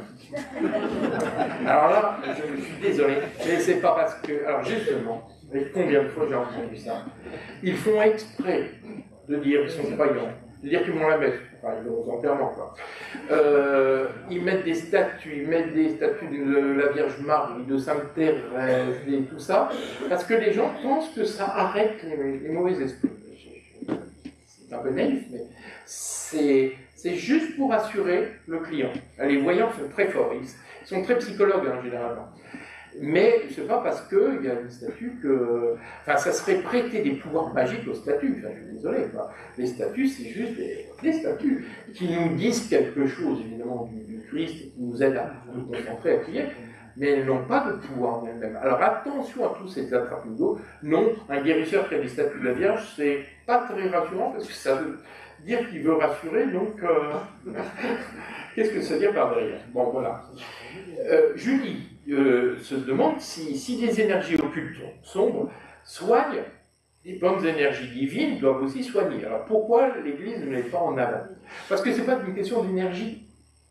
Ce n'est pas les bonnes et les mauvaises énergies. Ça, c'est un langage qui n'est pas... c'est Dieu qui guérit, c'est par la foi, etc. Dieu n'est pas une énergie. C'est un être d'amour qui nous aime et qui peut aussi parfois guérir pour nous encourager à avancer, mais voilà, dont le but c'est d'abord la guérison de ce qui est la maladie la plus profonde, à savoir le mal, le péché et la mort. Et ça, il veut nous sauver de ça, c'est un sauveur. Donc non, c'est pas une question de mettre en avant des bonnes énergies. Qu'est-ce qu'on met derrière? On peut imaginer qu'elle parle d'anges, etc., pourquoi on ne met pas en avant. Mais les anges, certes, on va dire Raphaël, qui veut dire Dieu sauve, hein, enfin Dieu guérit, pardon, Dieu guérit. Raphaël c'est un ange qui est guérisseur, d'accord, mais il est beaucoup plus qu'un ange guérisseur. Enfin, je veux dire, il est d'abord un ange de Dieu, etc. Donc attention de ne pas... Voilà. Et enfin, Lucie, que dire si on nous impose l'hypnose ou les coupeurs de feu en milieu hospitalier? Je n'ai pas l'impression que ce soit imposé. Enfin, en tout cas, pour moi, je n'ai jamais entendu dire on ne vous demande pas votre avis, on vous hypnose, ou des coupeurs de feu, mais on vous le propose. Ah oui, il faut dire non. Alors l'hypnose, ça dépend. Pour l'hypnose, ce que je voudrais dire, c'est l'hypnose médicale, hein, qui souvent, j'en ai déjà parlé, mais je reviens un peu dessus, souvent n'est pas une hypnose très agressive, c'est des messages qu'on fait passer au cerveau, plutôt positifs, etc., pour aider, voilà, c'est des messages que le cerveau finit par avoir. Bon, très bien.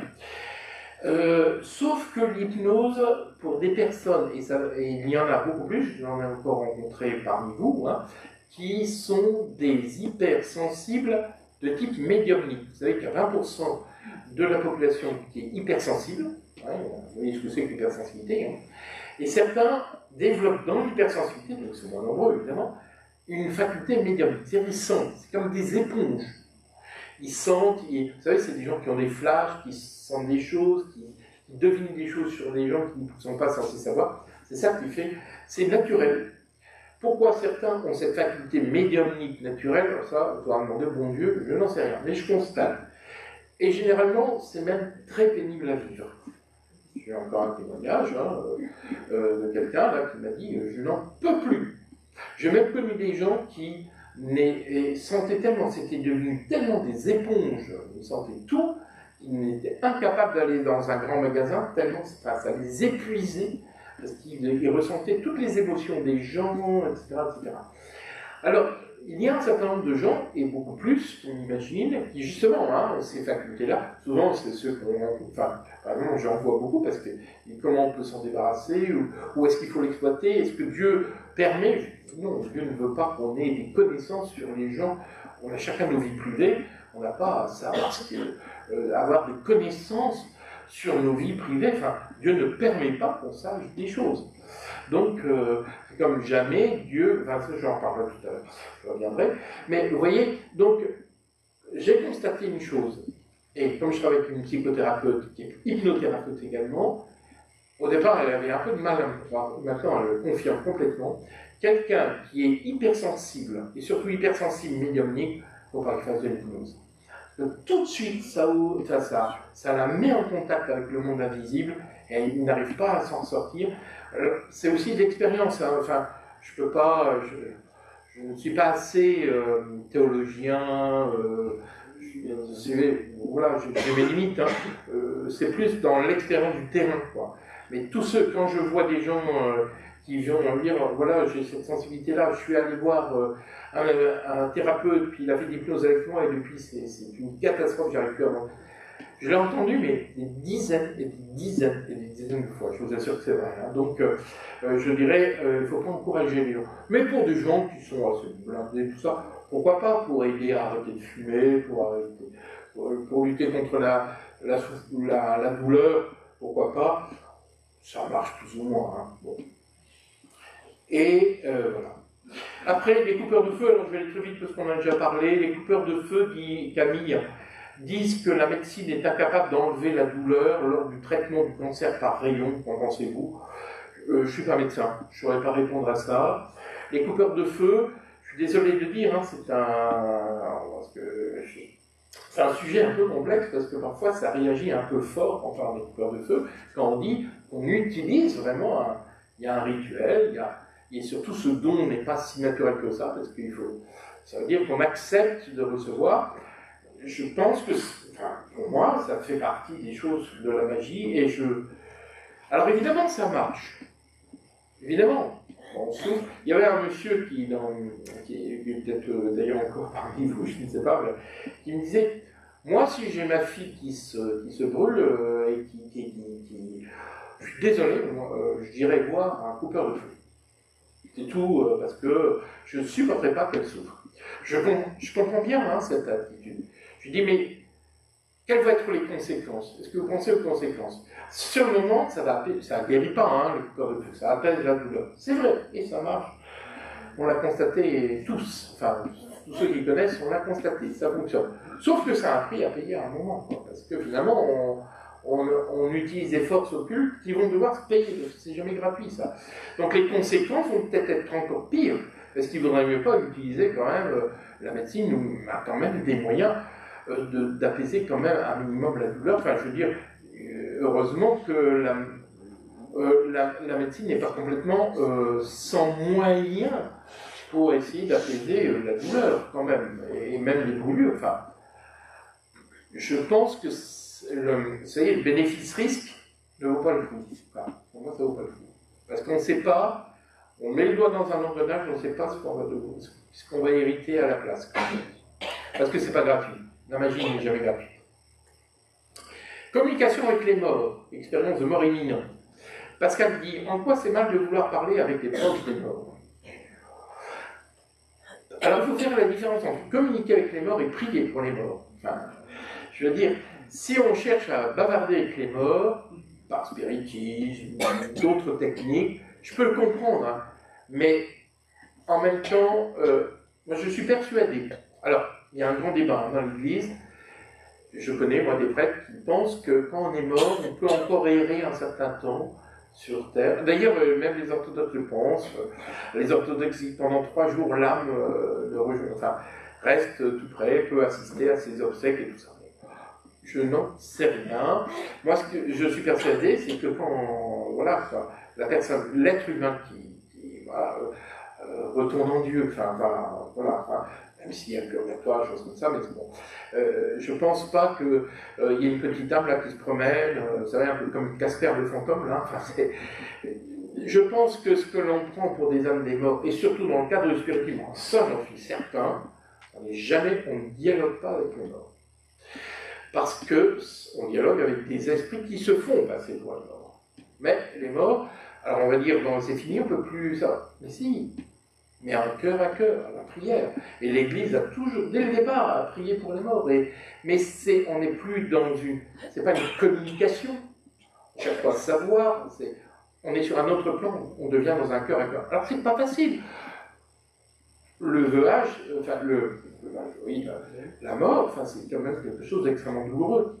Et moi, je trouve que c'est très grave. Vous savez, je suis allé, il n'y a pas encore très longtemps, dans ma région, on a beaucoup, il y a des clubs spirites à Allan Kardec, où il y a un médium, donc on est dans une salle, et puis il y a le médium qui est là, il se met en état de transe, puis il dit, voilà, j'entends...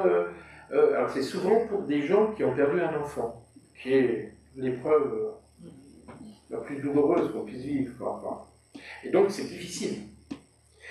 Et là, ils le savent. Je ne dis pas qu'il y en a qui peuvent...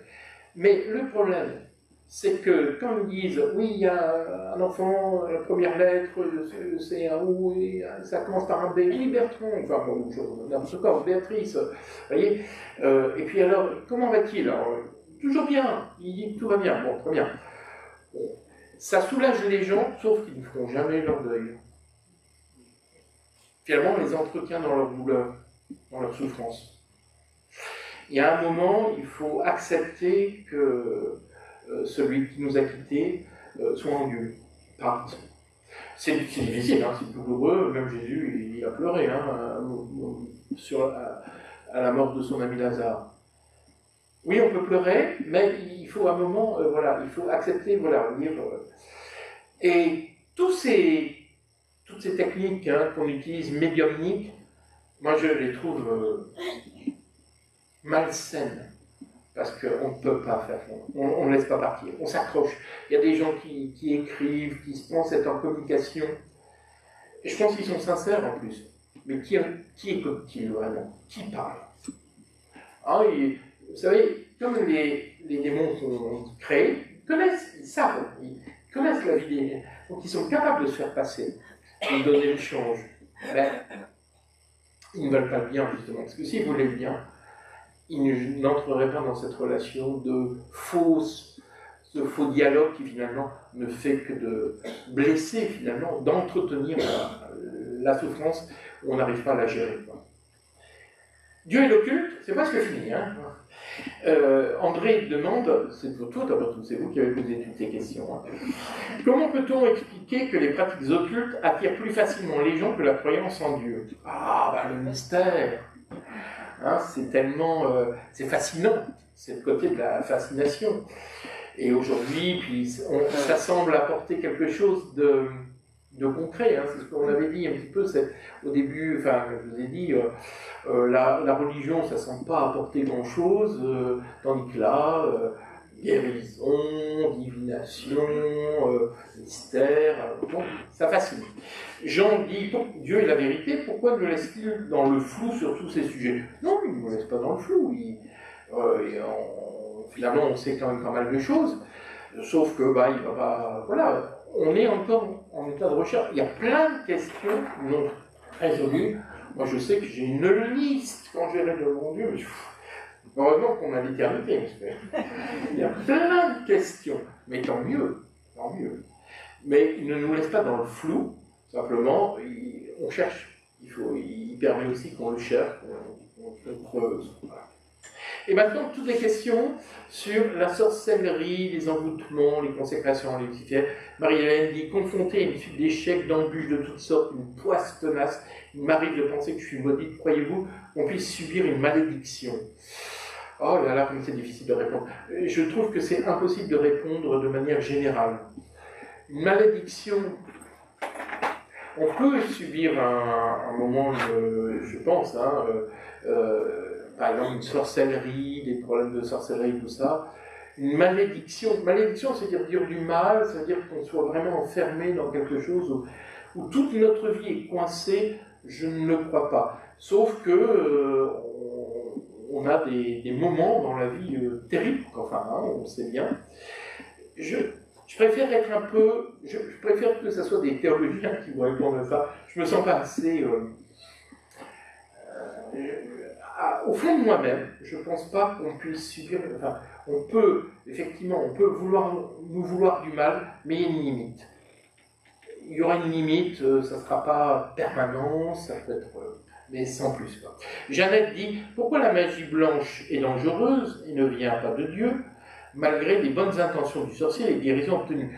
Je ne reviens pas dessus, je vous ai dit, la magie n'est pas... la Bible est très claire, il n'y a pas de magie blanche ou de magie noire, c'est la magie, c'est la magie. En quoi la lecture des mangas, on dit c'est une lecture diabolique pour les jeunes dans un livre qui s'ouvre à l'envers. Et c'est à l'envers parce qu'au Japon, c'est à l'inverse.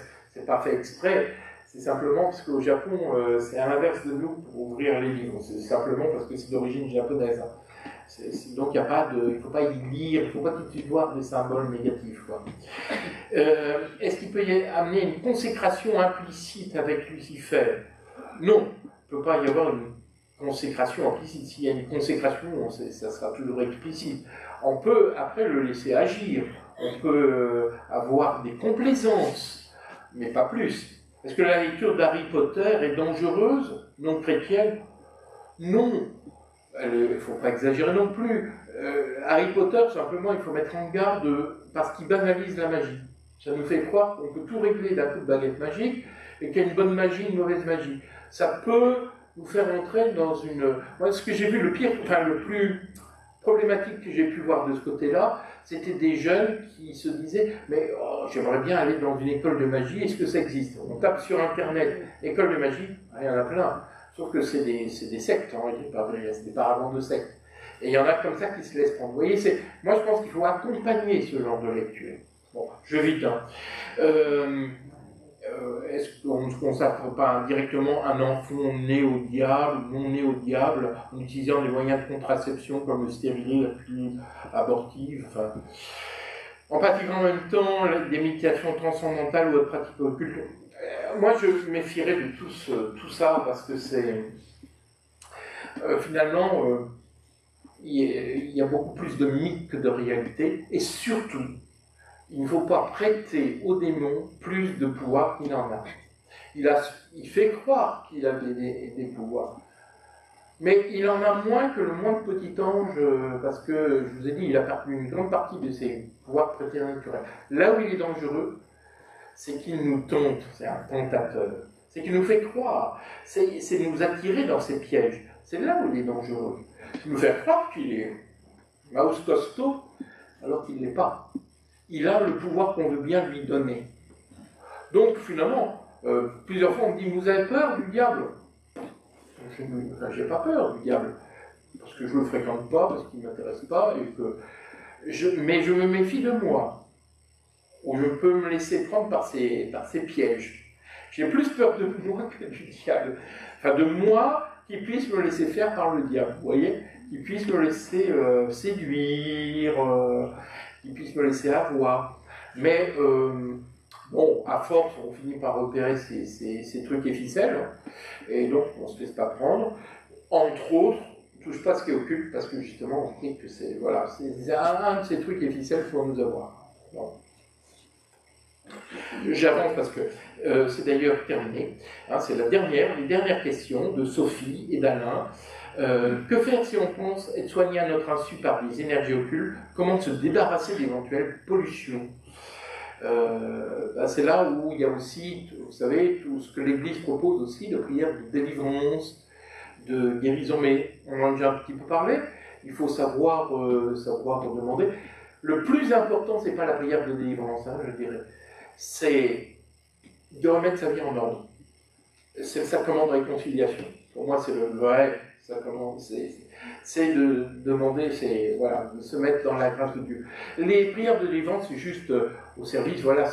Et les services. Et deuxième chose qui est importante, c'est que c'est pas la prière de délivrance. Moi, au départ, si j'ai écrit un bouquin là, sur tous ces problèmes-là, c'est que très souvent j'avais mes confrères qui venaient chez moi en me disant « Ah, j'ai des gens qui viennent chez moi, ils ont des problèmes. Est-ce que tu n'aurais pas une bonne prière de délivrance, hein, qui marche bien, hein, un truc costaud ?» Je dis « Non, il n'y a pas de bonne prière de délivrance costaud, hein, c'est pas un rituel magique, si vous voulez, c'est la foi. On peut très bien l'improviser, c'est le cœur, c'est la prière. Et c'est le Seigneur qui agit à travers la prière. Il n'y a pas de prière supérieure à d'autres. Si on a des prières de délivrance, c'est pour nous aider, parce que ça aide à avoir un support, et c'est pas le plus important. Et le vrai moment où on voit que la personne peut se libérer de toutes ces pollutions et tout ça, c'est le moment où elle remet ça dans le sacrement de réconciliation, et elle fait surtout des renoncements. Vous avez vu hier dans la veillée, et c'était très, très fort, parce que pour moi, c'est ce que l'on fait au moment du baptême, qui est une sorte c'est je renonce à Dieu, à cette tombe, oh là, ça c'est lui qui m'a... Pardon. Ça devient grave là. Renoncer. Ça s'est télescopé dans ma tête. Renoncer à Satan, à ses pompes et à tous ces artifices. Renoncer au mal. C'est ça qui est important. Et on gagne du terrain quand on dit « je ne veux plus ». Finalement, on n'est pas exorcisé par quelqu'un.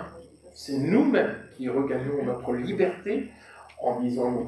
Parfois, on est tellement épuisé spirituellement qu'on a besoin de la communion des saints. Qu'est-ce que c'est que les prières de délivrance? C'est au nom de la communion des saints, on prie pour des frères ou une sœur qui est dans le combat spirituel, pour que quand on regagne ses forces, elle le fasse elle-même.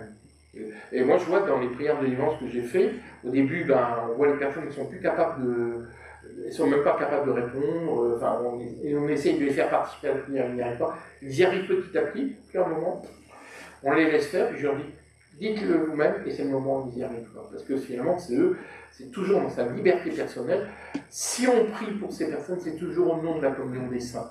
C'est toujours, on soutient une personne dans son combat, mais c'est le Seigneur qui libère, et là on est là pour et c'est dans ce rapport, cette relation unique entre la personne et son Dieu, que finalement se joue la vraie libération. En matière de magie ou de sort, comment savoir si on est victime de gens mal intentionnés, comment s'en prémunir?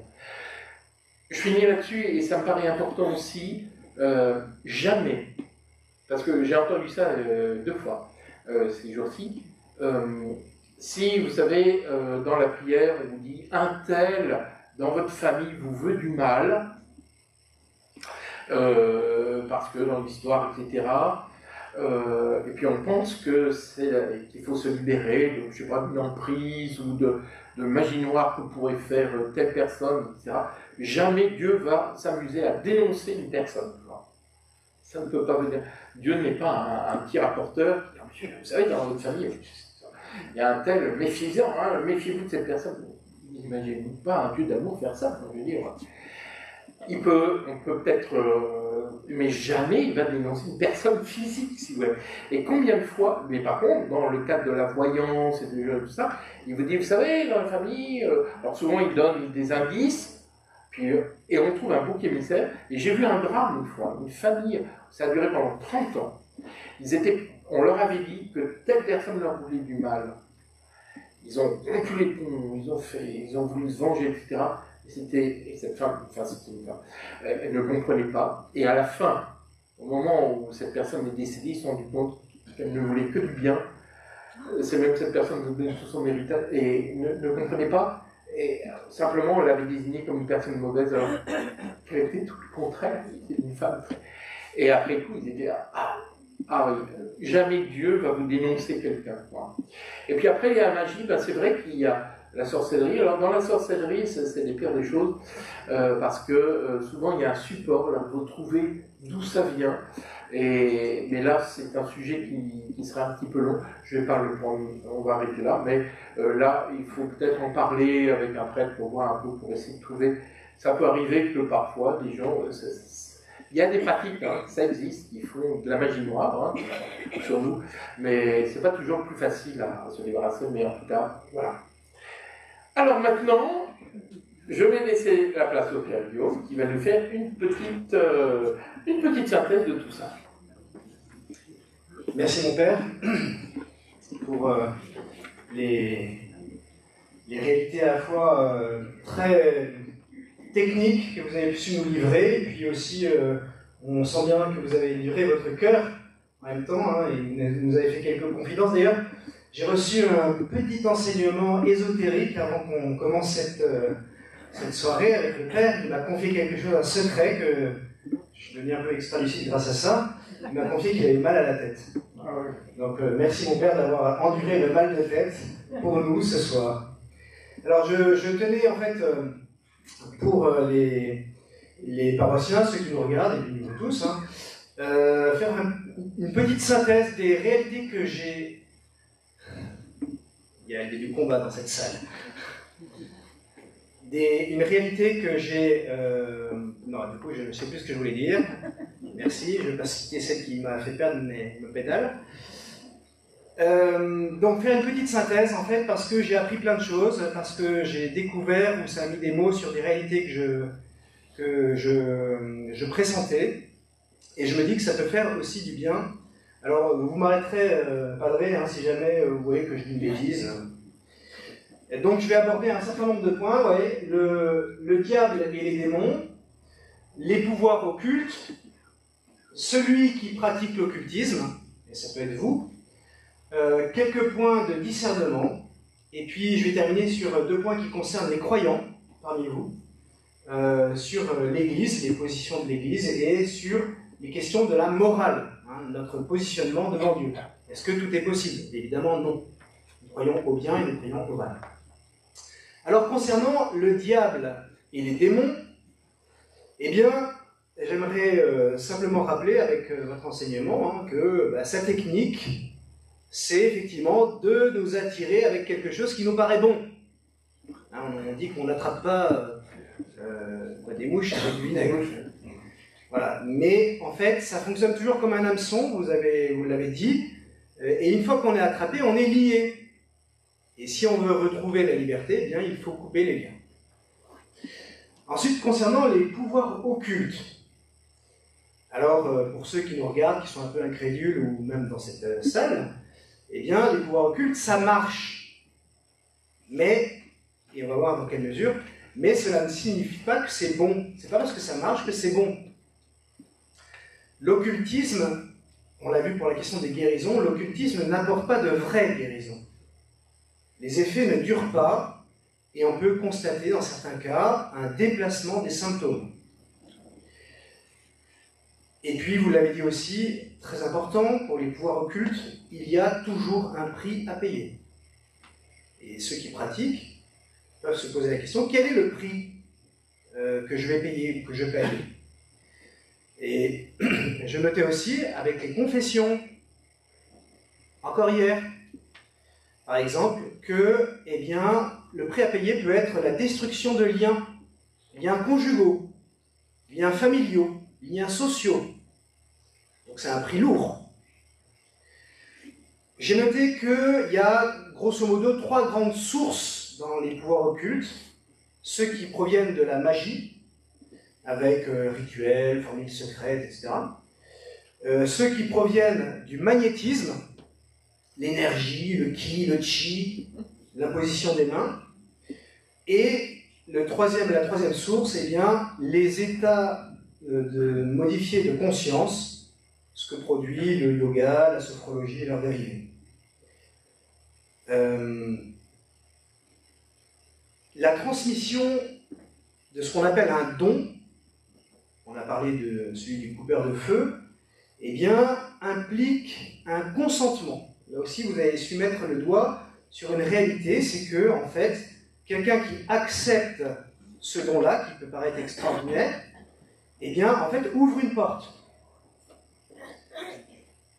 Ensuite, pour ce qui concerne la personne qui pratique l'occultisme, j'ai noté, avec votre expérience, que, eh bien, souvent, à la base, il y a un désir qui est bon.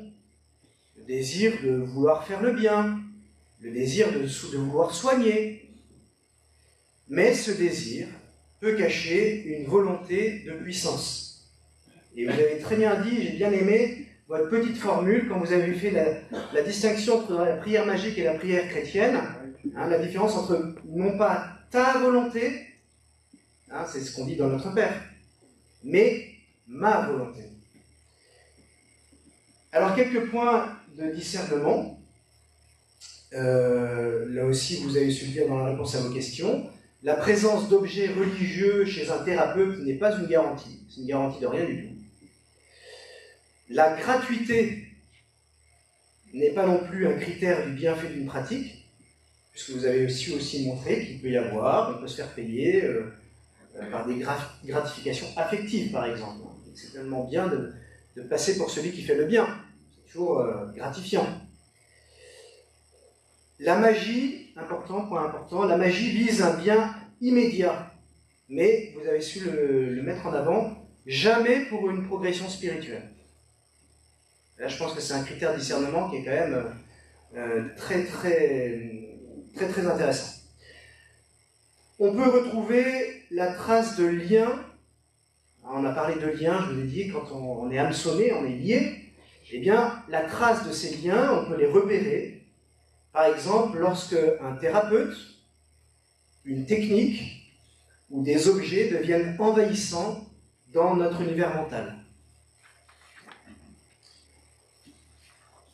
Dernier point pour le discernement, l'énergie dite spirituelle est celle de l'action des créatures spirituelles, c'est-à-dire d'anges ou de démons. Et là aussi, je pense que vous avez su le dire de manière assez claire, un démon a généralement intérêt à se faire passer pour un ange. Ça paraît une évidence, sauf s'il veut faire peur, par exemple. Alors, pour ce qui concerne les croyants, vous voyez que c'est relativement rapide cette synthèse, hein, concernant l'Église. Alors j'aimerais vous citer, pour ceux qui n'ont pas encore déjà entendu en homélie, Matthieu 24, 24, donc c'est facile, c'est l'évangile selon saint Matthieu, et la référence est 24, 24, donc facile à retenir. Voici ce qui est dit. Il surgira de faux messies et de faux prophètes. Ils produiront des signes grandioses et des prodiges, au point d'égarer, si c'était possible, même les élus. Hein? Rappelez-vous ce que je vous ai dit au début, c'est pas parce que ça marche que c'est bon. J'ai noté aussi que dans l'enseignement de Jésus, eh bien, il n'y a rien de caché. Il n'y a pas de choses qui seraient à découvrir avec une gnose ou un ésotérisme, quelque chose qui serait révélé à des initiés. Non, l'évangile, c'est Dieu qui, en Jésus-Christ, se dit totalement, pour que tout le monde puisse y accéder. La guérison opérée par le Seigneur n'est jamais une fin en soi. Vous avez beaucoup insisté là-dessus. Je répète, la guérison opérée par le Seigneur n'est jamais une fin en soi, hein, dans les évangiles. C'est un signe qui est donné en vue d'une guérison plus profonde, qui est notre salut éternel. Enfin, et je termine avec la partie morale, puisqu'il y a probablement des chrétiens parmi vous qui se posent la question Est-ce que c'est bon? Est-ce que c'est pas bon? Est-ce que je fais bien? Qui devrait se poser la question d'ailleurs, peut-être. Eh bien, je vous rappelle d'abord un passage du livre de l'Exode, au chapitre 20, qui est très clair, et qui est que nous devons tous recevoir quand on est chrétien. « Je suis le Seigneur ton Dieu, dit le Seigneur. Je suis le Seigneur ton Dieu qui t'ai fait sortir du pays d'Égypte, de la maison d'esclavage. Tu n'auras pas d'autre Dieu en face de moi. Tu ne feras aucune idole. Tu ne te prosterneras pas devant ces dieux pour leur rendre un culte. » Voilà, j'ai oublié le petit point, mais c'est « tu ne feras pas ». Donc, tu ne te prosterneras pas devant ces dieux pour leur rendre un culte. Et il peut y avoir des prosternations spirituelles, c'est pas forcément physique. J'aimerais rappeler qu'il n'est jamais moral pour un chrétien de recevoir un soin dont on sait qu'il provient de la magie. Et vous avez parlé du bénéfice-risque, c'est même dangereux. La fin, même bonne, ne justifie pas les moyens. C'est pas parce qu'on veut quelque chose de bon que les moyens qu'on va utiliser pour accéder à quelque chose de bon vont devenir bons comme par magie. Et spécialement, si, quand on prétend aimer nos frères, c'est quand même ce que le Seigneur nous demande, il nous commande, eh bien, on ne peut pas vouloir qu'une personne soit liée. Ça, je pense que c'est, enfin pour moi en tout cas, c'est vraiment je vais dire peut-être le ressort le plus profond de votre venue. C'est pour ça que j'ai souhaité que vous puissiez venir. Quand on aime quelqu'un, et nous sommes appelés à vivre en frères et sœurs, eh bien, on ne peut pas désirer que quelqu'un soit lié. Et je vous ferai la petite remarque suivante, c'est que si je vais voir un thérapeute qui utilise des méthodes occultes, etc., je contribue à ce que cette personne soit liée à son art, enfin, c'est un art, mais je sais pas comment dire, voilà. Je contribue concrètement à ce qu'elle soit enchaînée à son hameçon, dont on parlait tout à l'heure.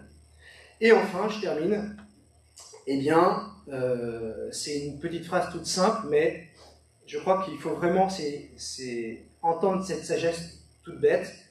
Vouloir faire le bien ne signifie pas qu'on fait le bien. Et un désir bon, encore une fois, ne rend pas bonnes les méthodes qu'on prend pour accéder à ce désir. Hein, donc, vouloir faire le bien ne signifie pas qu'on fait le bien. Voilà, c'était un petit peu... Est-ce que vous avez... Ça va, mon père? J'ai très bien. Bonne synthèse. Voilà, bah écoutez, en tout cas, merci beaucoup de votre intervention donc, sur les réseaux. Nous allons maintenant cet enregistrement et ce direct va prendre fin. Alors merci pour tout ce que vous nous avez apporté. Et puis nous allons pouvoir continuer ici pour les questions que vous auriez donc dans cette salle, mais cette fois-ci en dehors de la présence des caméras. Merci mon père. Merci bon retour à Metz. Merci à vous. En tout cas, c'est vraiment une très grande grâce de vous avoir eu de nombreux jours parmi nous. Vraiment, merci à la fois de votre côté très fraternel et puis voilà, de vraiment cette science des réalités occultes que vous nous avez apportées et qui, je crois, vraiment permettent vraiment maintenant un discernement qui est beaucoup plus fin. Voilà, je pense que vous avez permis d'éventer un certain nombre d'artifices et c'est tant mieux.